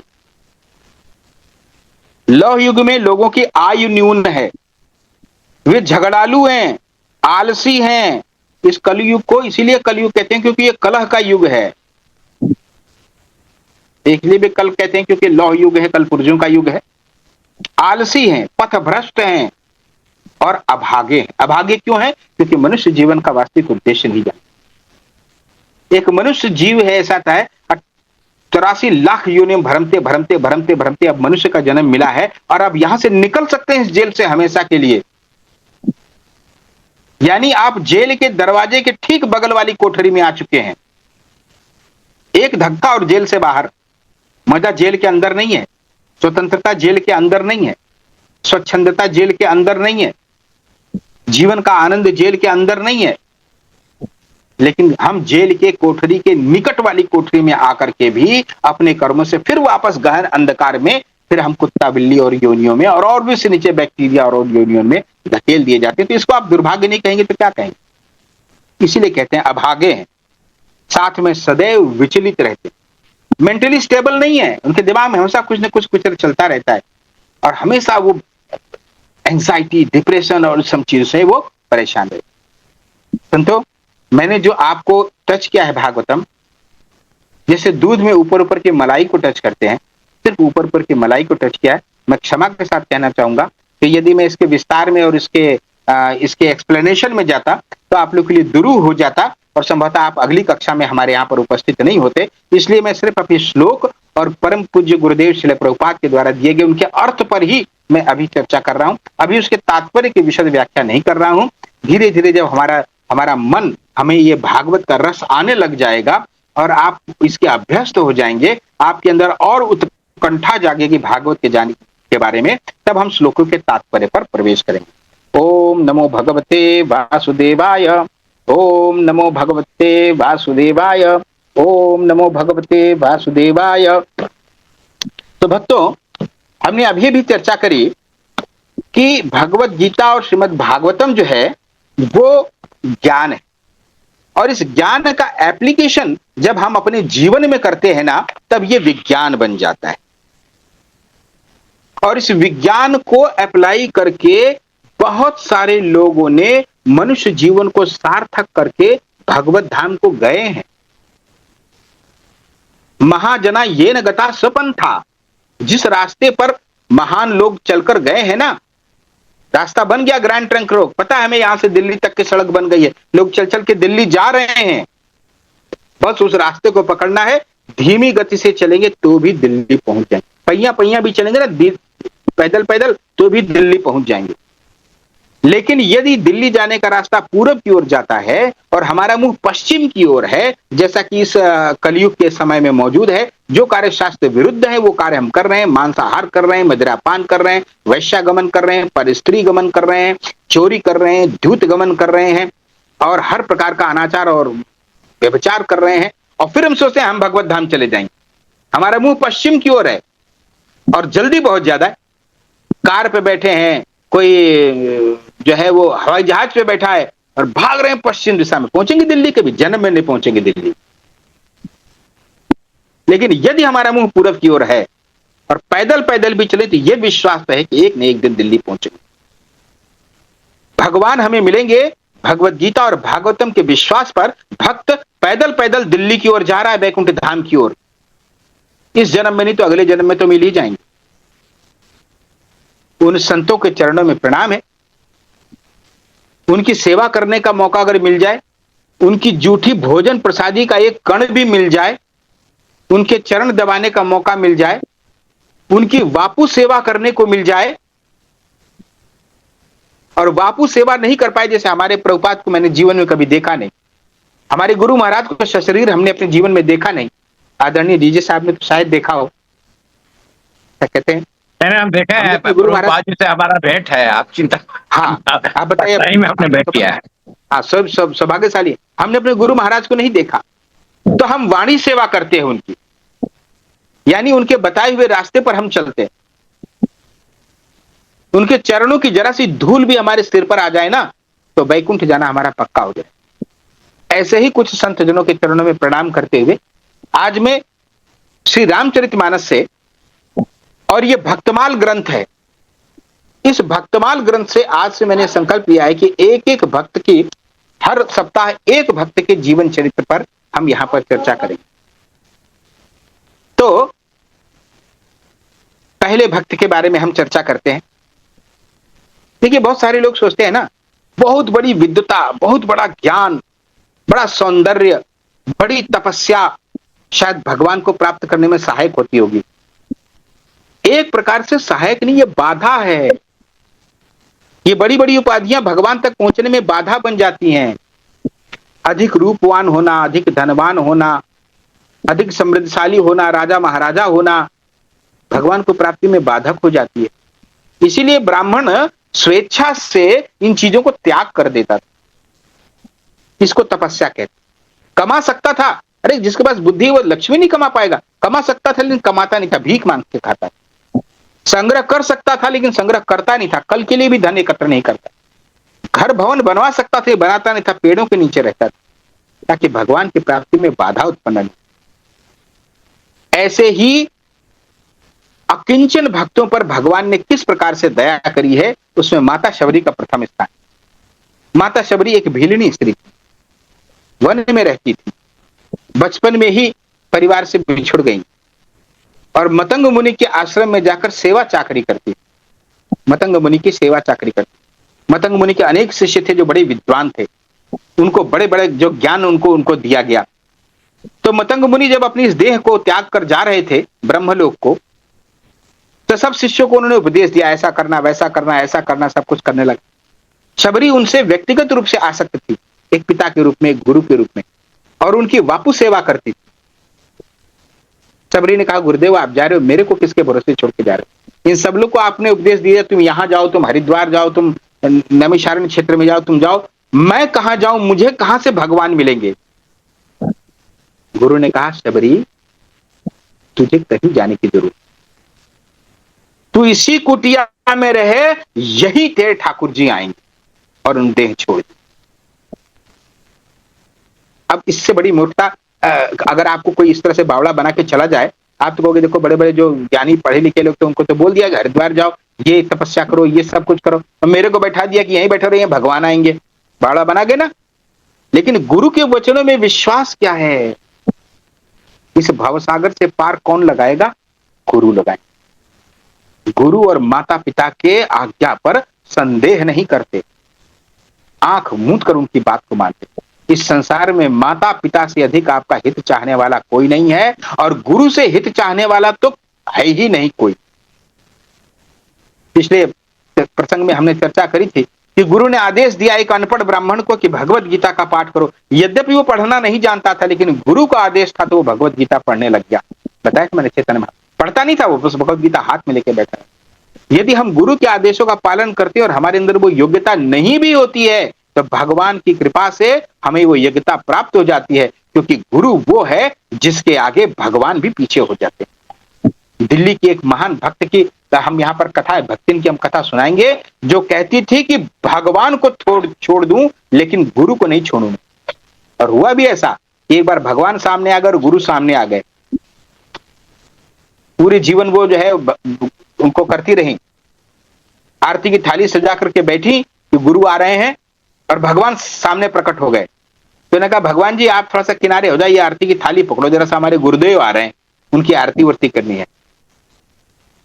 तो भगवान ने कहा कि भक्तन से कि मैं जय जय हूं, भगवान हूं मैं, मेरे लिए दुनिया मरती रहती है और तू गुरु के पीछे जा रहे हो। बोले ऐसा है, अभी तो थाली पकड़ो, क्योंकि ये जो गुरुदेव आ रहे हैं ना, इन्हीं की कृपा से मुझे आप मिले हो, आपको तो मैं फिर पालूंगी।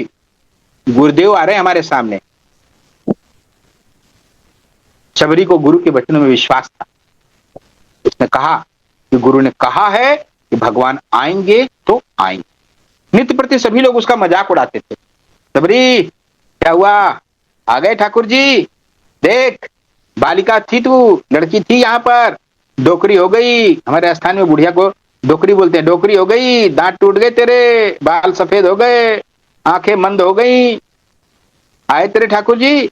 नित्य प्रति झाड़ू लगाती, बुहारा करती, रास्ता साफ करती और उसको फूलों से सजाती। मेरे ठाकुर जी यहाँ पर है। सबसे हाथ जोड़ जोड़ के विनम्र प्रार्थना करती है, इस रास्ते पर चलो मत, ठाकुर जी हमारे आएंगे। तब संत लोग उसका मजाक उड़ाते। जंगल में जाती, कंदमूल फल लेकर आती, दिन भर इंतजार करती, आज हमारे ठाकुर जी आएंगे, आज नहीं, आज नहीं। सोचो आप, बालिका अवस्था में गुरु बोलकर गए थे तेरे घर राम जी आएंगे। वृद्धावस्था हो गई, बाल पक गए, दांत झड़ गए, आंखों की ज्योति मंद हो गई। प्रति एक काम था, मार्ग बुहारना, पानी से ठंडा करना, उसको फल फूल लाना, मार्ग को सजा के बैठना। और फिर अरण्य कांड के दोहा संख्या 33 के पश्चात जब श्री राम जी गंधर्व रूप में उपस्थित कबंध का उद्धार करके चले हैं, तो शबरी को वह प्राप्त हुआ जो बड़े बड़े ऋषि मुनियों की गति दुर्लभ। श्याम गौर सुंदर दो भाई, सबरी परी चरण लपटाई। सबरी देख राम गृह आए, मुनि के बचन समुझ जी भाए। श्री रामचंद्र जी सबरी के घर में विराज गए। सबरी पूछ रही कि हाँ आप कौन है भाई? राम जी मुस्कुराते हैं, अरे जिसका तू रास्ता देखती थी ना, वही मैं राम हूं। सबरी राम जी को देख करके आश्चर्यचकित नहीं हुई। सबरी मुनि मतंग जी के वचनों को याद करके उसकी आंखों से आंसू बह गए कि गुरु ने कहा था कि राम आएंगे तो राम आएंगे। और उसके बाद वो दंड के जैसे दोनों भाइयों के चरण, श्याम गौर सुंदर दो भाई, सबरी परी चरण लपुटाई। कमल सदृश नेत्र, विशाल भुजा वाले, सिर पर जटाओं का मुकुट है, हृदय पर वनमाला धारण किए हुए हैं, सुंदर सांवले और गोरे रंग के दोनों भाइयों के चरणों में सबरी जी लिपट पड़ी, प्रेम में मगन हो गई। मुंह से वचन नहीं निकल रहे हैं, बार बार चरण कमलों में सिर नवा रही हैं। फिर थोड़ा सा संयत हुई तो जल लेकर आदर पूर्वक दोनों भाइयों के चरण धोए, सुंदर आसन पर बैठाया, अत्यंत रसीले और स्वादिष्ट कंद मूल और फल लाकर श्री राम जी को दिए। प्रभु ने बार बार प्रशंसा करके प्रेम सहित उन्हें खाया। लोक में यह है कि सबरी जो है उन फलों को चख चख करके देती थी कि कहीं कच्चे और खट्टे फल उनको न दिए जाएं, और उस प्रेम में मगन होकर भगवान उन जूठे फलों को खाते जा रहे थे। लक्ष्मण जी इसको देखकर थोड़ा सकुचाए। कुछ फल राम जी ने लक्ष्मण जी को भी दिए, तो लक्ष्मण जी ने जो है ना वो दिखाने के लिए तो उन फलों को ले लिया। ऐसा सुनते हैं हम ऋषि मुनियों से कि ले लिया, लेकिन पीछे से उनको फेंक दिया। ऐसा कहते हैं कि वही बेर जाकर के और वो पर्वत पर जाकर वहां गिरे, और जब लक्ष्मण जी जब उनको शक्ति घातनी लगी वहां पर, तो वही सुदर्शन बूटी वहां पर बने और उन्हीं से उनकी प्राण की रक्षा हुई। एक मत ऐसा कहता है। मैं इसकी पुष्टि नहीं करता, मैंने सुना है लोगों से, लेकिन यहाँ पर तुलसीदास जी इस चीज को यहाँ ज्यादा महत्व नहीं देते कि इस जो क्षेपक है ये अपने चक चक करके उन्होंने खिलाया। मेन बात ये थी कि भगवान उनके पास में आए, और ऐसा मत सोचिए कि मैं तो इतना योग्य नहीं हूं, मैं भगवान को क्या दूं। भगवान कहते पत्रम पुष्पम फलम तोयम यो में भक्त्या प्रयच्छते। पत्र पुष्प वस्तुओं की कमी है क्या? जो चींटी को एक दाना देता है, हाथी को 50 किलो अनाज देता है, सारी दुनिया का पालन करता है, तुम्हारी औकात क्या है? तुम क्या खिला सकते हो उससे? क्या दे दोगे उसे? अखंड कोटि ब्रह्मांड का पालन करने वाले क्या दे दोगे तुम?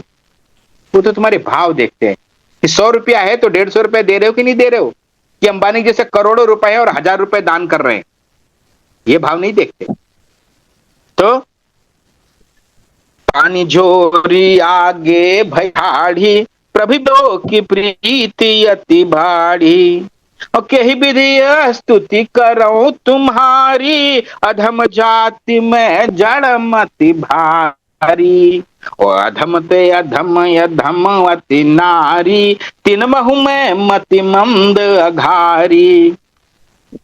तो इस प्रकार से विनीत होकर कहते हैं कि बहुत जड़मती हूं, बनवासिनी भीलनी हूं, और अधम ते अधम में नारी, नारी बुद्धि बहुत कम है, न पढ़ी लिखी हूं, कुछ भी नहीं हूं मैं, है ना।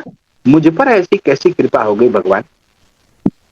क्या योग्यता आपने देखी, आपने मुझ पर कृपा करी। अब जो राम जी यहां कहते हैं ना, वो भगवत जो भगवत गीता है उसकी थ्योरी की पुष्टि करते हैं कि कैसे प्रैक्टिकल, और श्रीमद् भागवतम की भी यहां पर पुष्टि करते हैं, निचोड़ बनाते हैं। तो भगवान कहते हैं, कह रघुपति सुनि भामिनी बाता, मानहु एक भगति कर नाता।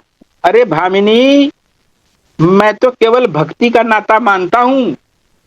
तू पढ़ी लिखी है, तू अधम है, तू उच्च जाति की है, तू बड़भागिनी है, मेरा कुछ नहीं है, मैं तो भगत का एक नाता मानता हूं। और जाति पाति कुल धर्म बड़ाई, धन बल परिजन गुण चतुराई। जैसा मैंने बताया था ना, ये सब चीजें तो बाधा बन जाती हैं, बल्कि जाति पाति कुल धर्म बड़ाई धन बल कुटुंब गुण और चतुरता, इन सब के होने पर भी भक्तिहीन मनुष्य कैसा दिखता है? जैसे जलहीन बादल। देखिए, बादल की शोभा तो जल से, बादल ऊपर दिखते हैं ना, बिना जल का बादल तो कैसा? तो कहते हैं कि भगतहीन सोहाई न रखैसा, बिनु जल बारिद देखिए जैसा। अब भगवान शबरी को नवधा भक्ति का उपदेश देते हैं। यहां पर हम भगवत गीता और भागवतम के ज्ञान को प्रैक्टिकल हम कैसे उतारेंगे, उसका उपदेश देते हैं। भक्तों, इसको आप हृदय में बैठा लेना। ऑफिसर हो चाहे वो राजा हो, अगर इन 9 तरीकों को अपना लेता है तो निश्चित रूप से भक्ति पाएगा। इसको नवधा भक्ति बोलते हैं। क्या कहते हैं? पेज नंबर 667 पर अरण्य कांड में भगवान कहते हैं कि नवधा भगति कहूं तो पाही, सावधान सुर धरु मन माही। और प्रथम भगति संतन कर संगा, दूसरी रति मम कथा प्रसंगा। कहा ना, पहली भक्ति है संतों का संग कर। ये बड़ी बड़ी बातें जो किताबों में लिखी है ना, ये खोपड़ी के पार हो जाएंगी, कुछ आएगा नहीं। संत तेरी उंगली पकड़ करके, देखिए वेद पुराण भगवत गीता और भागवतम 35 मंजिला बिल्डिंग पर सीढ़ी सीढ़ी सीढ़ी सीढ़ी पहिया पहिया चढ़ने का साधन है। ज्ञान का मार्ग बड़ा शुष्क है, विचलित होने की बड़ी संभावना होती है। भक्ति का मार्ग रसमय है, भक्ति लिफ्ट है, जो संत आंगड़ी पकड़कर एक बटन दबाते ही नीचे से 35वें मंजिल पे पहुंचा देते हैं। यह है संतों की महिमा। तो प्रथम भगति संतन कर संगा, दूसरी रति मम कथा प्रसंगा। गुरुपद पंकज सेवा, तीसरी भगति अमान। गिनते जाइए 1 2 3। तीसरी भगति अमान, और चौथी भगति मम गुना, करई कपट तज गान। 5वां क्या कहते हैं? मंत्र जाप मम दृढ़ विश्वासा, पंचम भजन सुवेद प्रकाशा। और छठदम शील विरति बहु कर्मा, निरत निरंतन सज्जन धर्मा। सातवां क्या कहते हैं? सातव सम मोहि मय जग देखा, मोते संत अधिक करी लेखा। मोते संत अधिक करी लेखा, पुष्टि हो गई यहां पर, मेरे से ज्यादा मेरे संतों की सेवा कर। मोते अधिक संत कर लेखा, भगवान प्रमाणित करते हैं वो व्यक्ति जो मुझसे ज्यादा मेरे संतों की सेवा करते हैं ना, वो मुझे बहुत प्रिय होता है। और आठम जथा लाभ संतोषा, बिना प्रयास से जो कुछ आपको मिल जाए उसमें संतोष करो। सपने हूं नहीं देखें पर दोषा। नवम सरल सब सन छल ही ना, मम भरोसे ही हरसि न दीना। नवम हूँ एक हूँ जिनके होई, नारी पुरुष सचराचर कोई। सरल हो, छलहीन हो, मम भरोस, मेरे हृदय में, अपने हृदय में मेरा भरोसा रखना। भगवान यहाँ कहते हैं नौ में से जिनके पास एक भी होती है ना सबरी,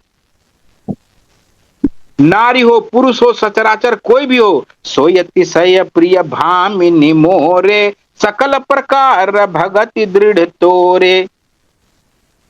कहते हैं नौ में से किसी के पास एक भी हो ना, सोई अतिशय प्रिय भामिनी मोरे, वो मुझे अत्यंत प्रिय है। और सबरी तेरे में तो सारे के सारे हैं, कैसे नहीं आता मैं, कैसे नहीं आता मैं।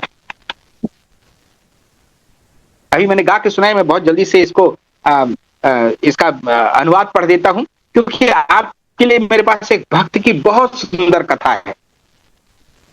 मैं तुझसे अब अपनी नवधा भक्ति कहता हूं। राम जी कहते हैं तू सावधान होकर सुन और मन में धारण कर। पहली भक्ति है संतों का सत्संग, हम सब यही कर रहे हैं।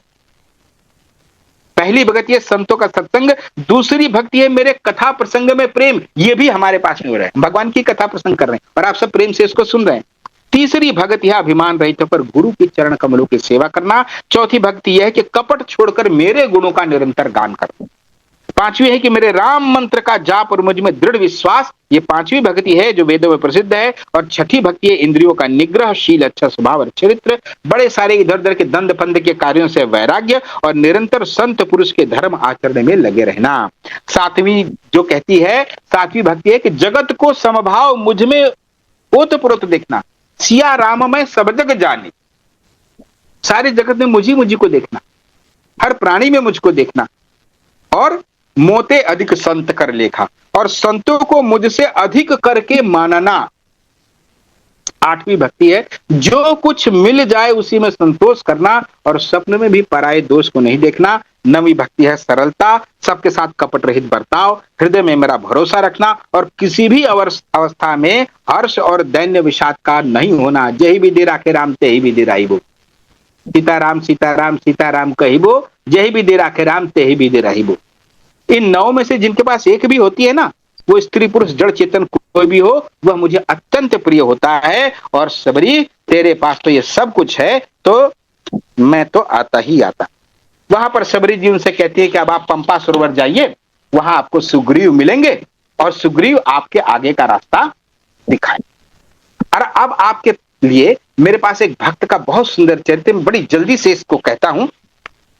भगवत गीता का ज्ञान, श्रीमद् भागवत का आपको तरीका कि कैसे मृत्यु प्राप्त होनी है, राम जी का ये पूरा निचोड़ कि कैसे तुम मुझे प्राप्त करोगे, और जिन्होंने जीवन में इसे उतार लिया ना, उन्हें भगवान कैसे मिले वो दिखा रहा हूं प्रैक्टिकल। श्री भक्तमाल की कथा में श्री देवाजी पंडा जी की कथा आती है। उदयपुर के समीप, राजस्थान में उदयपुर के समीप में एक रूप चतुर्भुज स्वामी जी का मंदिर है, आज भी है। तो देवा पंडा जी उसमें पुजारी थे। ये बहुत पुरानी बात नहीं है, मुगल कालीन के आसपास की बात।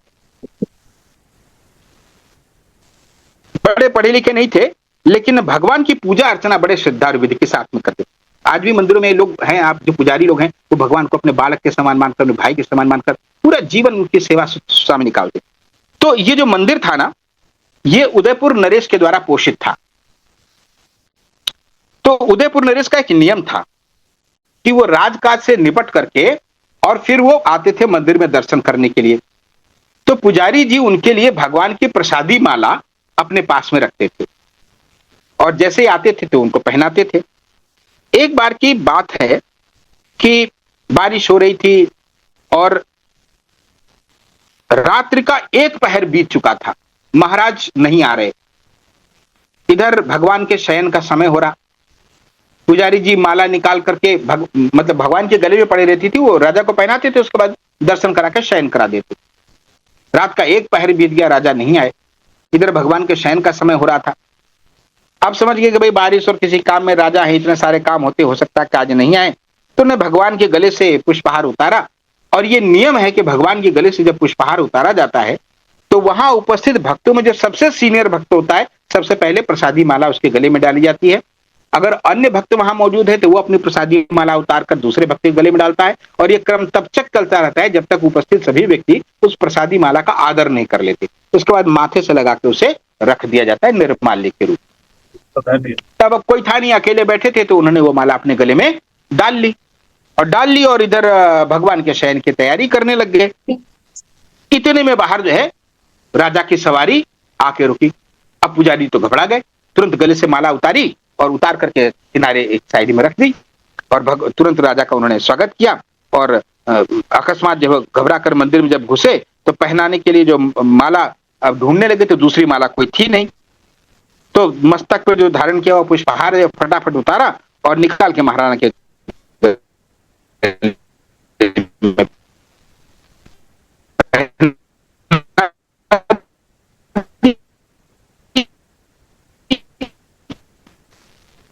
अब दूसरी माला तो कहां से आती?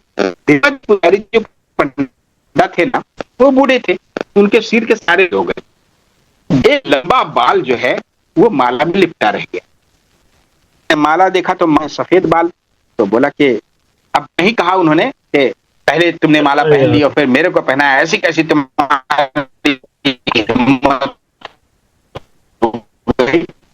लेकिन उन्होंने एक व्यंग किया,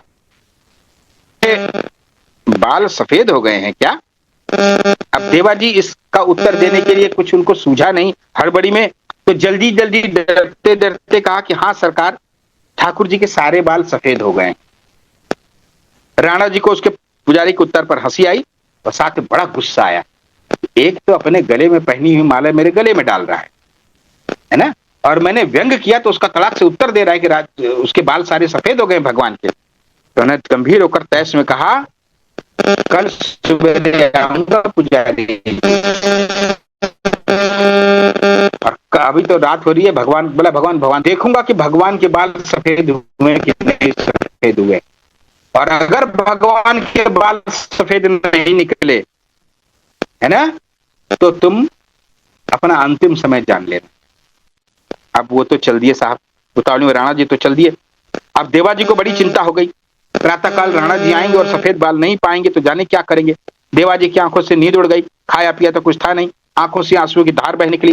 देवा जी ने कहा, मेरे स्वामी, मेरे मुंह से सहसा ऐसा बात निकल गई, तुम तो नित्य नव किशोर हो, 16 वर्ष से ऊपर भगवान की तो उम्र ही नहीं बढ़ती, इसीलिए तो किशोर किशोरी जी बोलते हैं। तुम्हारे सफेद कैसे होंगे? और सवेरे महाराणा जी आके जब तुम्हारे काले बाल देखेंगे ना, तो मेरी तो हत्या बिल्कुल तय है। अब तो मेरा अंतिम समय आ गया है। फपक फपक कर वो रोने लगे, रोते पुकारते कलपते हुए। उनकी रात तो कौन सोता, ऐसे ही रात बीत गई उनकी। इतने में मंगला का समय हो गया। डरते डरते उठे, नहा धोकर कांपते हुए अंतर्गृह से किवाड़ खोले। भगवान के भय के मारे धड़ धड़ धड़क रहा था कि राजा भी आने वाला होगा। किवाड़ खोलकर देखते हैं तो क्या देखते, कल्याण में कृपा कल्पतरु श्री विग्रह के सफेद बाल सारे के सारे हो गए, सारे के सारे बाल भगवान के सफेद हो गए। हम कहते हैं ना कि संत अगर कह देते हैं कि ये श्लोक पढ़ने से तुम्हें मुक्ति मिल जाएगी, भगवान नहीं भी करते तो कि संत ने कह दिया तो वो बात, सारे बाल सफेद हो गए। अब देवा जी के हृदय की चोट, आंखों से गंगा जमुना बह निकली। स्वप्न है कि साक्षात करुणा वरुणालय की अतुलनीय कृपा और दीन वत्सल का प्रेम देख करके आनंदमोत पर देवा की वाह चेतना जाती रही, बेसुध होकर जमीन पे गिर पड़े। बहुत देर बाद उनकी समाधि टूटी, दोनों आंखों से आंसू बह रहे थे। किसी तरह से भगवान को उन्होंने तैयार किया, मंगला करने के लिए बैठे। इतने में राजा की सवारी आ गई, देखा तो रो रहे हैं देवा जी। राजा ने बोला, रात को तो मेरे से कह दिया, अब सवेरे रो रहा है, हैं? भय के मारे रो रहा है कि मारे जाओगे। इतने में उनकी दृष्टि भगवान की ओर गई। देखते हैं तो आश्चर्य के सागर में राणा डूब गए। श्याम सुंदर के सारे केस सफेद चांदी जैसे चमक रहे हैं। महाराणा को विश्वास नहीं हुआ। उनको लगा कि पुजारी जी ने मेरी बात रखने के लिए कहीं से सफेद बाल लाके या तो चिपका दिए हैं या इस पर रंग कर दिया है ना। तो उन्होंने कहा नहीं, मैं इसको परीक्षा करूंगा, मैं इसको चेक करूंगा। और हाथ से गए पुजारी जी के भगवान के पास में और एक बाल को पकड़ा और चट से उखाड़ लिया। और जैसे ही उखाड़ा तो भगवान की भ्रुकुटी ऐसी हुई और मुख मुद्रा ऐसी हुई जैसे हमारे एक बाल को पकड़ के उखाड़ते हैं ना, तो जो दर्द होता है वो भगवान के चेहरे पर आ गया। और जो बाल उसने उखाड़े थे ना, वहां से रक्त की एक बूंद निकली और जाके सीधे राणा के चेहरे पर जाके गिरी। राणा तो ये देख के मूर्छित होकर जमीन पर गिर पड़े। एक पहर तक राणा को चेत नहीं हुआ। जब उठे तो देवाजी के चरण पकड़ लिए। प्रभु, मैं अत्यंत मूढ़, अविश्वासी, नीच बुद्धि, मैंने बड़ा अपराध किया। भक्त क्षमाशील होते, मेरा अपराध क्षमा करो, मेरी रक्षा करो। और अपने आंखों के आंसू से देवाजी के चरण धोने लगे। देवाजी ने उठा के कह लिया कि नहीं, मैं ऐसा मत करो, मैं तो सेवक हूं, ये सब मेरे प्रभु की महिमा है। मैं अशिक्षित गंवार केवल पेट की गुलामी में लगा था। भगवान की पूजा तो नाम की थी, मैं तो केवल अपने परिवार का पालन पोषण कर रहा था। पर मेरे नाथ कितने दयालु हैं, जो मेरी झूठी इस जो है त्रुटिपूर्वक पूजा पर इतने प्रसन्न हो गए कि मुझसे नालायक की बात रखने के लिए अपने नित्य किशोर सुकुमार विग्रह पर श्वेत केशों की रचना कर डाली। क्या क्षमा करूं मैं तो खुद ही क्षमा का अपराधी हूं। मैं तो अपराधी हूं राजन। मैंने तो झूठ बोला था कल आपसे कि भगवान के बाल सफेद नहीं हो, मैं तो यूं ही झूठ बोल दिया था, है ना। और भगवान तो ऐसे दीनवत्सल हैं कि अपराधी के अपराध पर ध्यान नहीं देते, उसकी दीनता पर रह जाते। अब राणा और देवा दोनों एक दूसरे को गले से लगा के रो रहे हैं, लेकिन चतुर्भुज जी तो गुस्सा हो गए।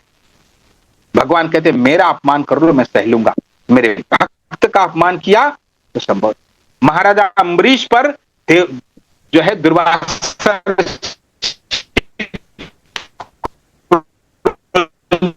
हो गए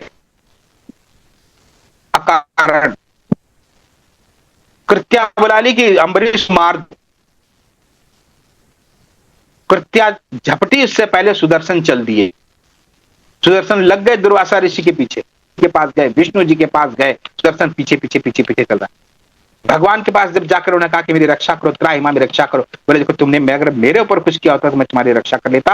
अब मैं मेरे भक्तों की रक्षा मेरा सुदर्शन करता है। मेरे भक्तों पर अगर कोई अत्याचार करता है तो सुदर्शन मेरी बात भी नहीं मानता। तुम्हें तो केवल मेरा भक्त ही क्षमा। अम्बरीश महाराज अगर तुम्हें क्षमा कर दे तो सुदर्शन तुम्हें क्षमा दे सकता है। वापस दुर्वासा जी को अम्बरीश के पास जाना पड़ा, क्षमा मांगनी पड़ी, तब जाके सुदर्शन ने छोड़ा। चतुर्भुज महाराज, चतुर्भुज भगवान नाराज हो गए। राणा को आज्ञा दी, तुम्हारी इतनी हिम्मत। जब पुजारी ने कह दिया कि मेरे बाल सफेद थे तो मेरे बाल सफेद थे, तुमने आंखों से देखा, बात पे यकीन नहीं मेरे भक्त पर। मेरे बाल उखाड़ के तुमने देखा था, तुम्हारा यही दंड है।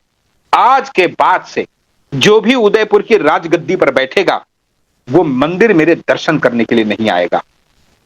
और आज भी भक्तों आपको पता है, आज भी जो उदयपुर की राजगद्दी पर जाता है ना, जो बैठता है, जिसके नाम गद्दी नशीन होती है, वो कभी भी दर्शन करने के लिए रूप चतुर्भुज स्वामी मंदिर में नहीं जाता।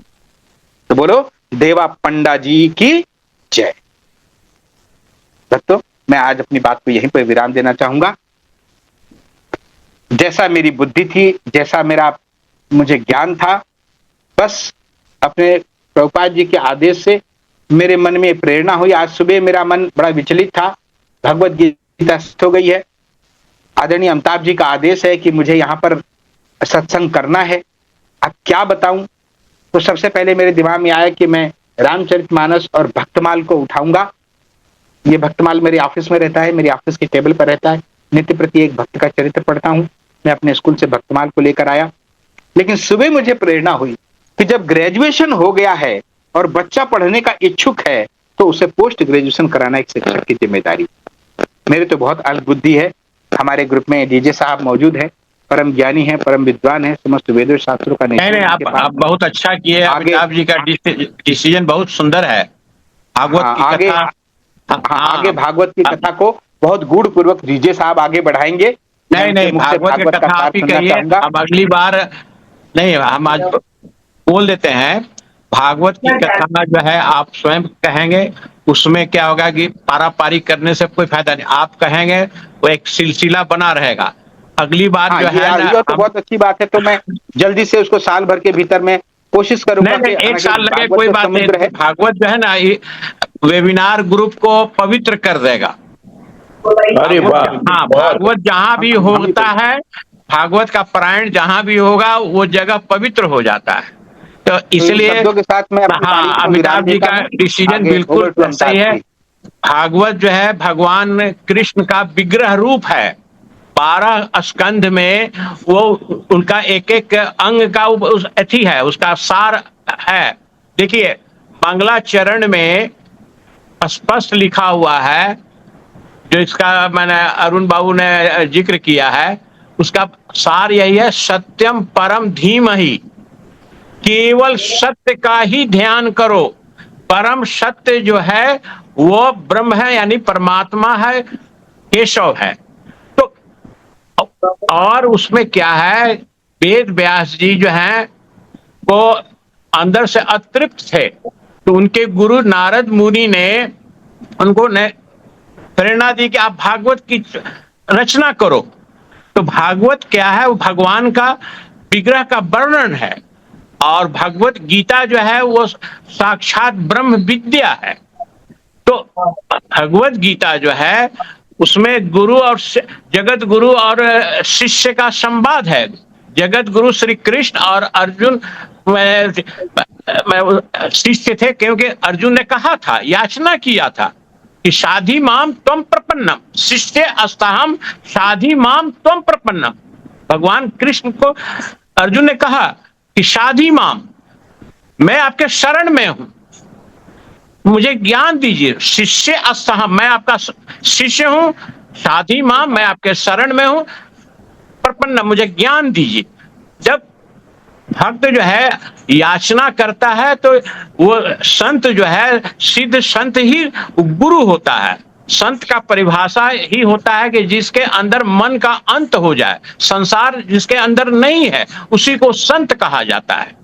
तो भगवान श्री कृष्ण जगत गुरु है, योगेश्वर है। तो उन्होंने अर्जुन को माध्यम बनाया और दुनिया को ये ब्रह्म विद्या प्रदान किया।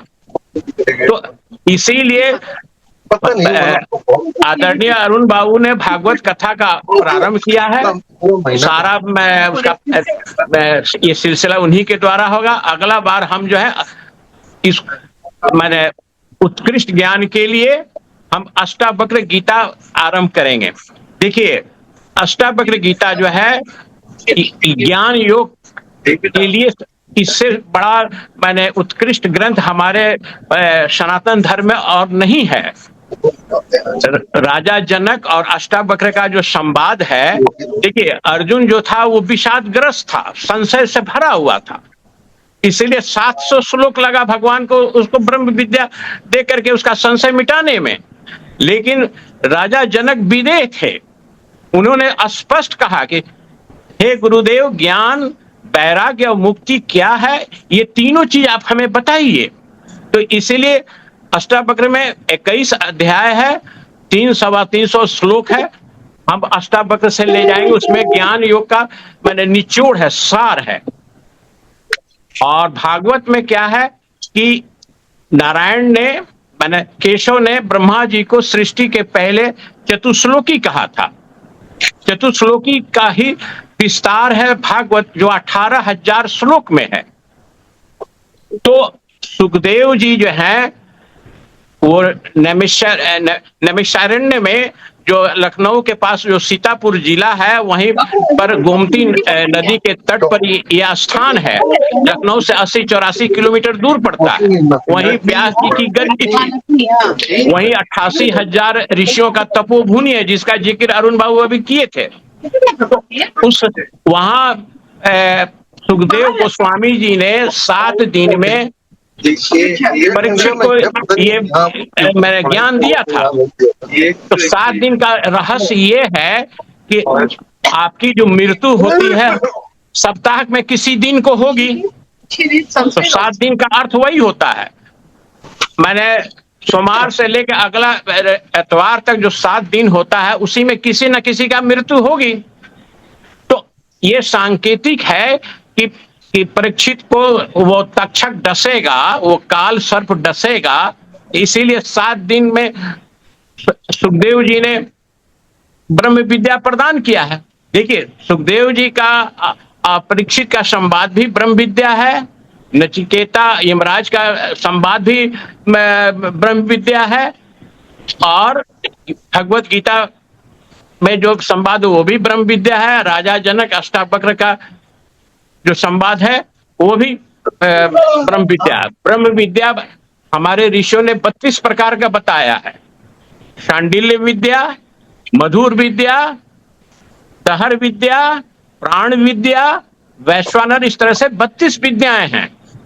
तो अब सवाल है कि अब ये जो है भागवत में चतुश्लोकी का ही विस्तार है। हमने पहले भी अपने प्रस्तुति में कभी कभी भागवत का चर्चा किया है।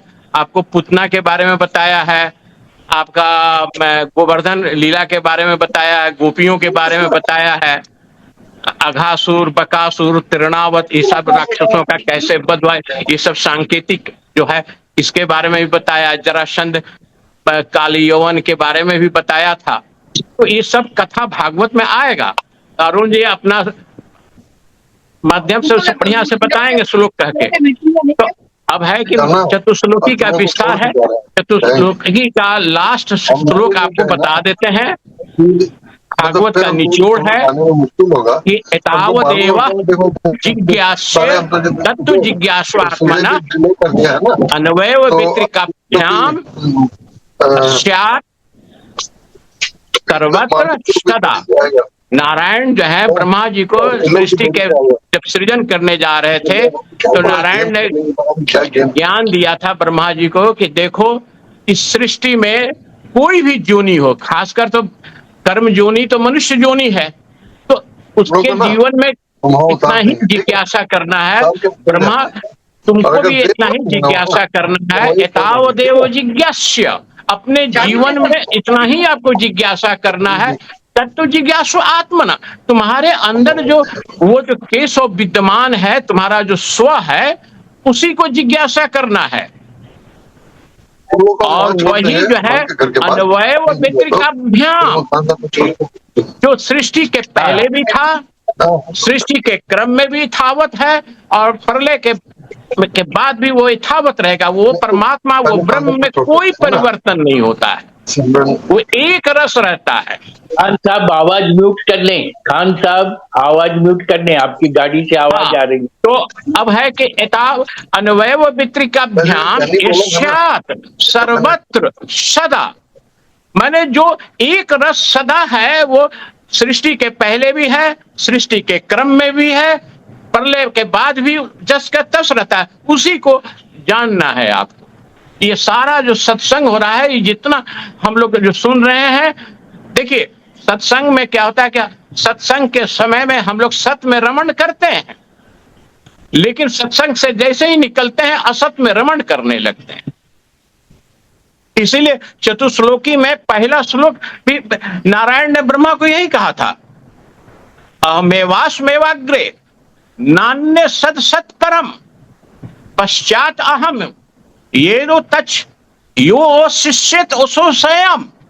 हे ब्रह्मा, जब सृष्टि में कुछ भी नहीं था तो मैं ही था। जब सत हुआ, माने ये दृश्यमान जगत जो तुमको व्यवहारिक सत्य लगता है, वो भी मैं ही हूं।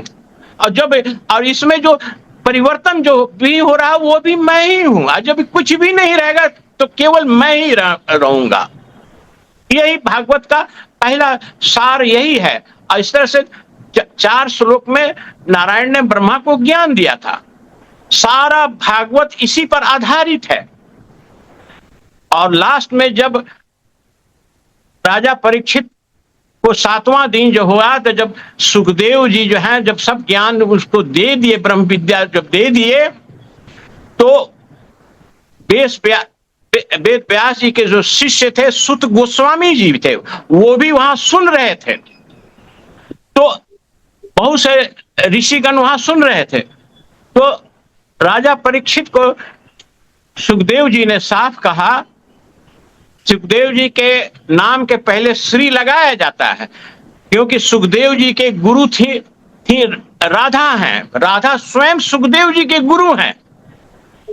जब भी सुखदेव जी के सामने कोई भी राधा शब्द उच्चारण करता था तो सुखदेव जी जो है समाधि में लीन हो जाते थे। इसीलिए उनके नाम के पीछे केवल श्री लगाया जाता है। श्री का अर्थ ही होता है राधा। तो पहले गुरु का नाम होता है, तब शिष्य का नाम होता है। तो सुखदेव जी ने राजा परीक्षित को कहा कि देखो अब तो आज 7वां दिन है, तक्षक आएगा, अब तुमको जो भी कोई शंका है तो वो हमसे पूछ लेना। तो राजा परीक्षित ने यही कहा कि हे गुरुदेव, अब कोई हमको शंका नहीं है, बस एक ही इच्छा है कि हम आपकी पूजा करेंगे और आपका परिक्रमा करेंगे, बस। राजा परीक्षित को सुखदेव जी ने कहा कि जब तक मैं यहां रहूंगा वो तक्षक भी नहीं आएगा, क्योंकि जो तक्षक उस सर्प में जो है वही मैं ही हूं। तक्षक में क्योंकि उनको ब्रह्म दृष्टि प्राप्त था, वो तो साक्षात महादेव के अवतार थे सुखदेव जी। तो जब तक हम यहां हैं तब तक वो सर्प नहीं आ सकता है। इसलिए हम जब यहां से चले जाएंगे तो तक्षक वो आएगा, तुमको डसेगा। तब गुरु का पूजा करके चरणों का परिक्रमा करने के बाद परीक्षित ने स्वयं कहा, हे गुरुदेव, अहम ब्रह्म परम धामम ब्रह्माहम परम पदम। हे गुरुदेव, अहम ब्रह्म, मेरी जो चेतना है, मेरा जो स्व है वो ब्रह्म है और वही मेरा परम धाम है। उसको गोलोक धाम कहिए, बैकुंठ धाम कहिए, साकेत धाम, जिस नाम से पुकारे, वही वास्तव में आपका बेडरूम है। ब्रह्माहम, अहम ब्रह्म परम धामम ब्रह्माहम, ब्रह्म जो है वही मैं हूं। राजा परीक्षित खुद बोल रहे हैं। अंतिम 12वां स्कंद के अंतिम चैप्टर में देख लीजिएगा आप लोग, लिखा हुआ है ब्रह्माहम परम पदम, और वो जो परम पद है वो मैं ही हूं। यही बात गीता में भगवान 14 अध्याय के अंतिम श्लोक में भी यही बात कह रहे हैं अर्जुन को कि ही ब्रह्मणा अव्यस्य अमृतस्य स शाश्वतस्य धर्मस्य स एकांतस्य सुखस्य प्रतिष्ठितः अहम। अर्जुन, वो ब्रह्म जो है, जो अविनाशी है, अमृत तत्व है, वो शाश्वत सनातन धर्म है, वह अखंड आनंद है, सुखस्य, वो मेरे में ही प्रतिष्ठित है, वो आप में प्रतिष्ठित है। यही बात राजा परीक्षित ने सुखदेव जी को कहा। सुखदेव जी बहुत खुश हुए और उसके मस्तक पर हाथ धर के राजा परीक्षित को अंतर्ध्यान वहां से हो गए।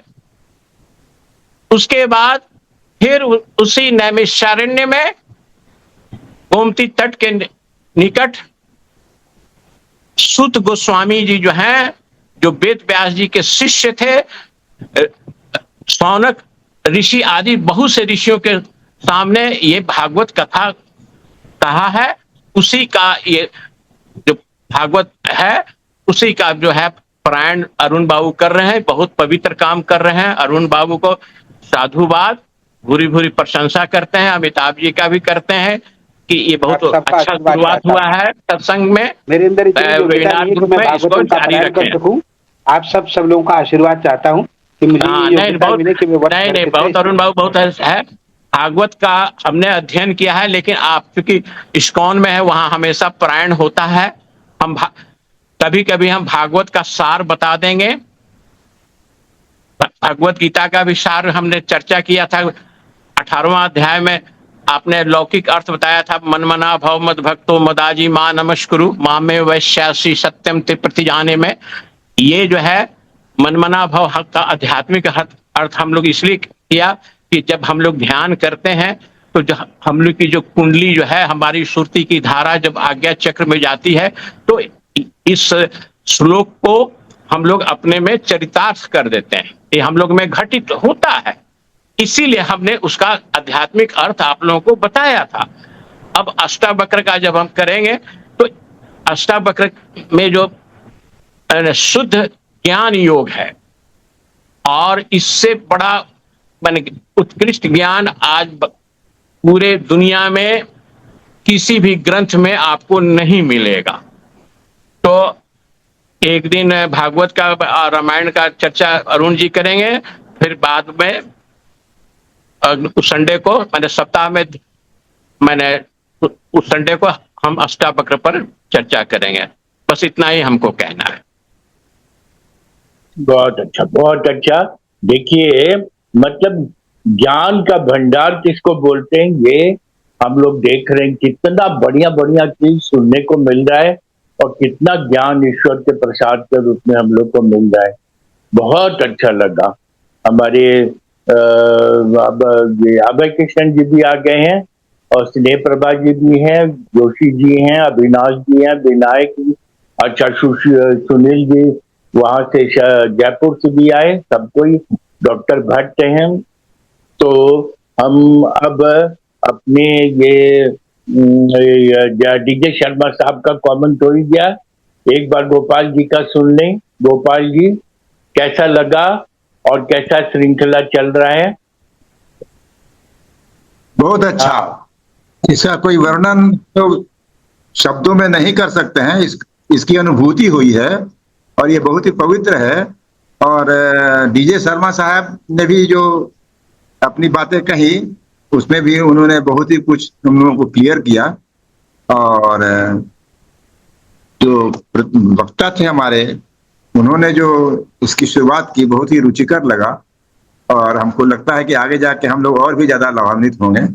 इसलिए मैं उन लोगों को बहुत प्रणाम करता हूं और बहुत धन्यवाद देता हूं। हम भी प्रणाम करते हैं इतने, और अपने परम पिता परमेश्वर को भी प्रणाम करते हैं। तो कैसा कैसा अवसर हमारे ग्रुप को दे रहे हैं। करते हो तुम कन्हैया, मेरा नाम हो रहा है, सब चीज वही कर रहे हैं। भगवान को मैं बार बार प्रणाम करता हूँ। और उनकी, और जैसा कि आज दुबे जी ने बताया आज सवेर में भी कि मतलब बहुत माने जीवन के अंतिम घड़ी में भगवत सुनने से मुक्ति मिल जाती है। और पता नहीं क्या होने वाला है और क्या संकेत है, कैसे बड़े बड़े महात्मा लोग और किस तरह से एक एक चीज का व्याख्या और फिर उसका वर्णन शर्मा जी के मुंह से, शर्मा जी का वर्णन दुबे जी के मुंह से, और फिर तीसरे सन्यासी का आगमन, ये कुछ हमारी समझ के बाहर की बात है। और ईश्वर का, हम इसको ईश्वर का ही प्रसाद मानते हैं। हमारे ग्रुप के सब लोग उसको मानते होंगे। तो हम लोग प्रतिज्ञा करें कि ये भागवत कथा को हम लोग पूरा सुन लेंगे और खाली सुनने मात्र से हम लोग पवित्र हो जाएंगे और भगवान के पास रहने के अधिकारी हो जाएंगे। किसी और को यदि कुछ कहना है तो अपनी अभिव्यक्ति कर सकते हैं, नहीं तो क्योंकि 10 बज गया है। तो और यदि किसी और को कुछ बोलना है तो जरूर बोलें, अपनी भक्ति, अपने भीतर की बात को निकालें। और क्योंकि अभी ये वो जनरल सब्जेक्ट नहीं था और भागवत जैसे बड़े ग्रंथ का चर्चा था, अपना प्रश्न अभी कुछ अभिव्यक्ति हो तो जरूर बताएं, नहीं तो फिर हम चंद्रेश्वर खान साहब की अमृतवाणी सुन लेंगे।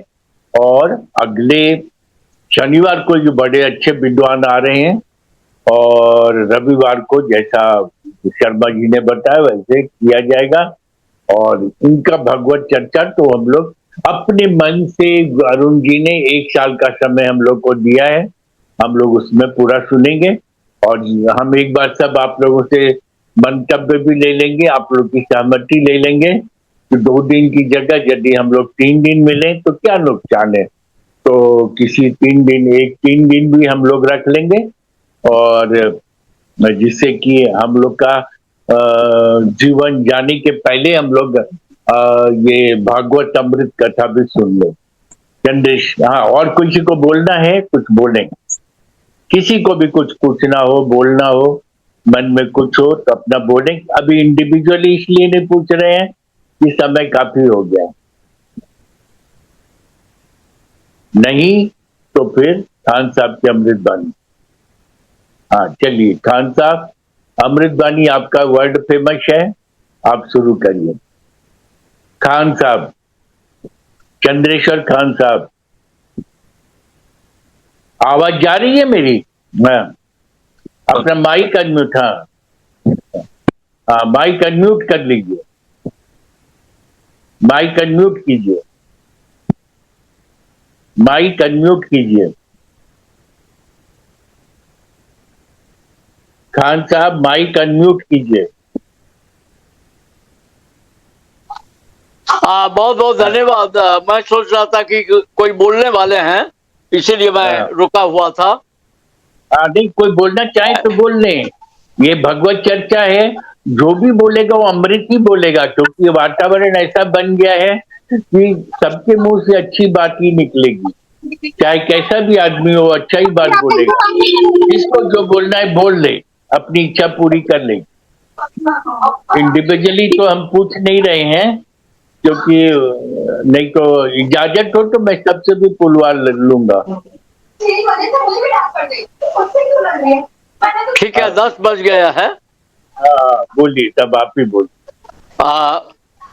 बहुत बहुत धन्यवाद। आप देखेंगे कि भगवान भक्त वत्सल हैं। हम सबों के मन में जो धारा चल रही है, विचारधारा और जीवन धारा, उसी के प्रसाद स्वरूप अरुण बाबू और सलमा साहब, अमिताभ जी और आगे भी जैसा होगा, मग्न रहें भक्ति में, और उसी में है सारी शक्ति। इतना बढ़िया सुना गया कि हम मनन करें, जो हमने श्रवण किया है वो मनन करें। नवधा भक्ति भी आया। इन्हीं भावनाओं के साथ, इन्हीं साधनाओं के साथ जितने साधक उपस्थित थे, जितने भक्त उपस्थित थे और हैं, सभी को प्रणाम। कृष्णम शरणम गच्छामि, कृष्णम बंदम जगत गुरु, वसुदेव सुतं देवम कंसचामूर्मर्दनम देवकी परमानंदम कृष्णम। बहुत बहुत धन्यवाद, आभार और प्रणाम। सभी को प्रणाम। और ये चूंकि वातावरण हम लोगों को भी बताया गया, सभी में भगवान का रूप देखिए और सबको प्रणाम कीजिए, तो किसी के प्रति कोई दुर्भावना भी नहीं आएगी। और इतना सुंदर वातावरण देने के लिए हम आप सभी के आभारी भी हैं, और अपने परमपिता परमेश्वर के आभारी। आप सबों के सौजन्य से हम ईश्वर के करीब पहुंच रहे हैं। भगवान सबको, हमारे ग्रुप के सभी लोगों को स्वस्थ, आनंद, आयुष्मान रखें। बनारस से अभय कृष्णन जी ज्वाइन किए हैं, और बाकी सभी, हाँ बहुत अच्छा। और जयपुर से भी सबके जितने भी लोग आए हैं, सबको भगवान का आशीर्वाद मिले। और फिर अगली बार हम लोग फिर मिलेंगे। अविनाश जी, नई प्रभा जी, वो जोशी जी, सुनील जी, हमारे आदरणीय प्रसाद साहब, विजय शर्मा जी, अरुण कुमार जी, नई प्रभा जी, चंद्रेश्वर खान जी, और 2-4 आदमी, 4-5 आदमी और आए थे तो चले गए। ठीक है, कोई बात नहीं, लेकिन अगली बार से हम लोग चेष्टा करेंगे कि पूरा का पूरा भागवत कथा सुन के अपने जीवन को पवित्र बनाएंगे। प्रणाम प्रणाम प्रणाम प्रणाम।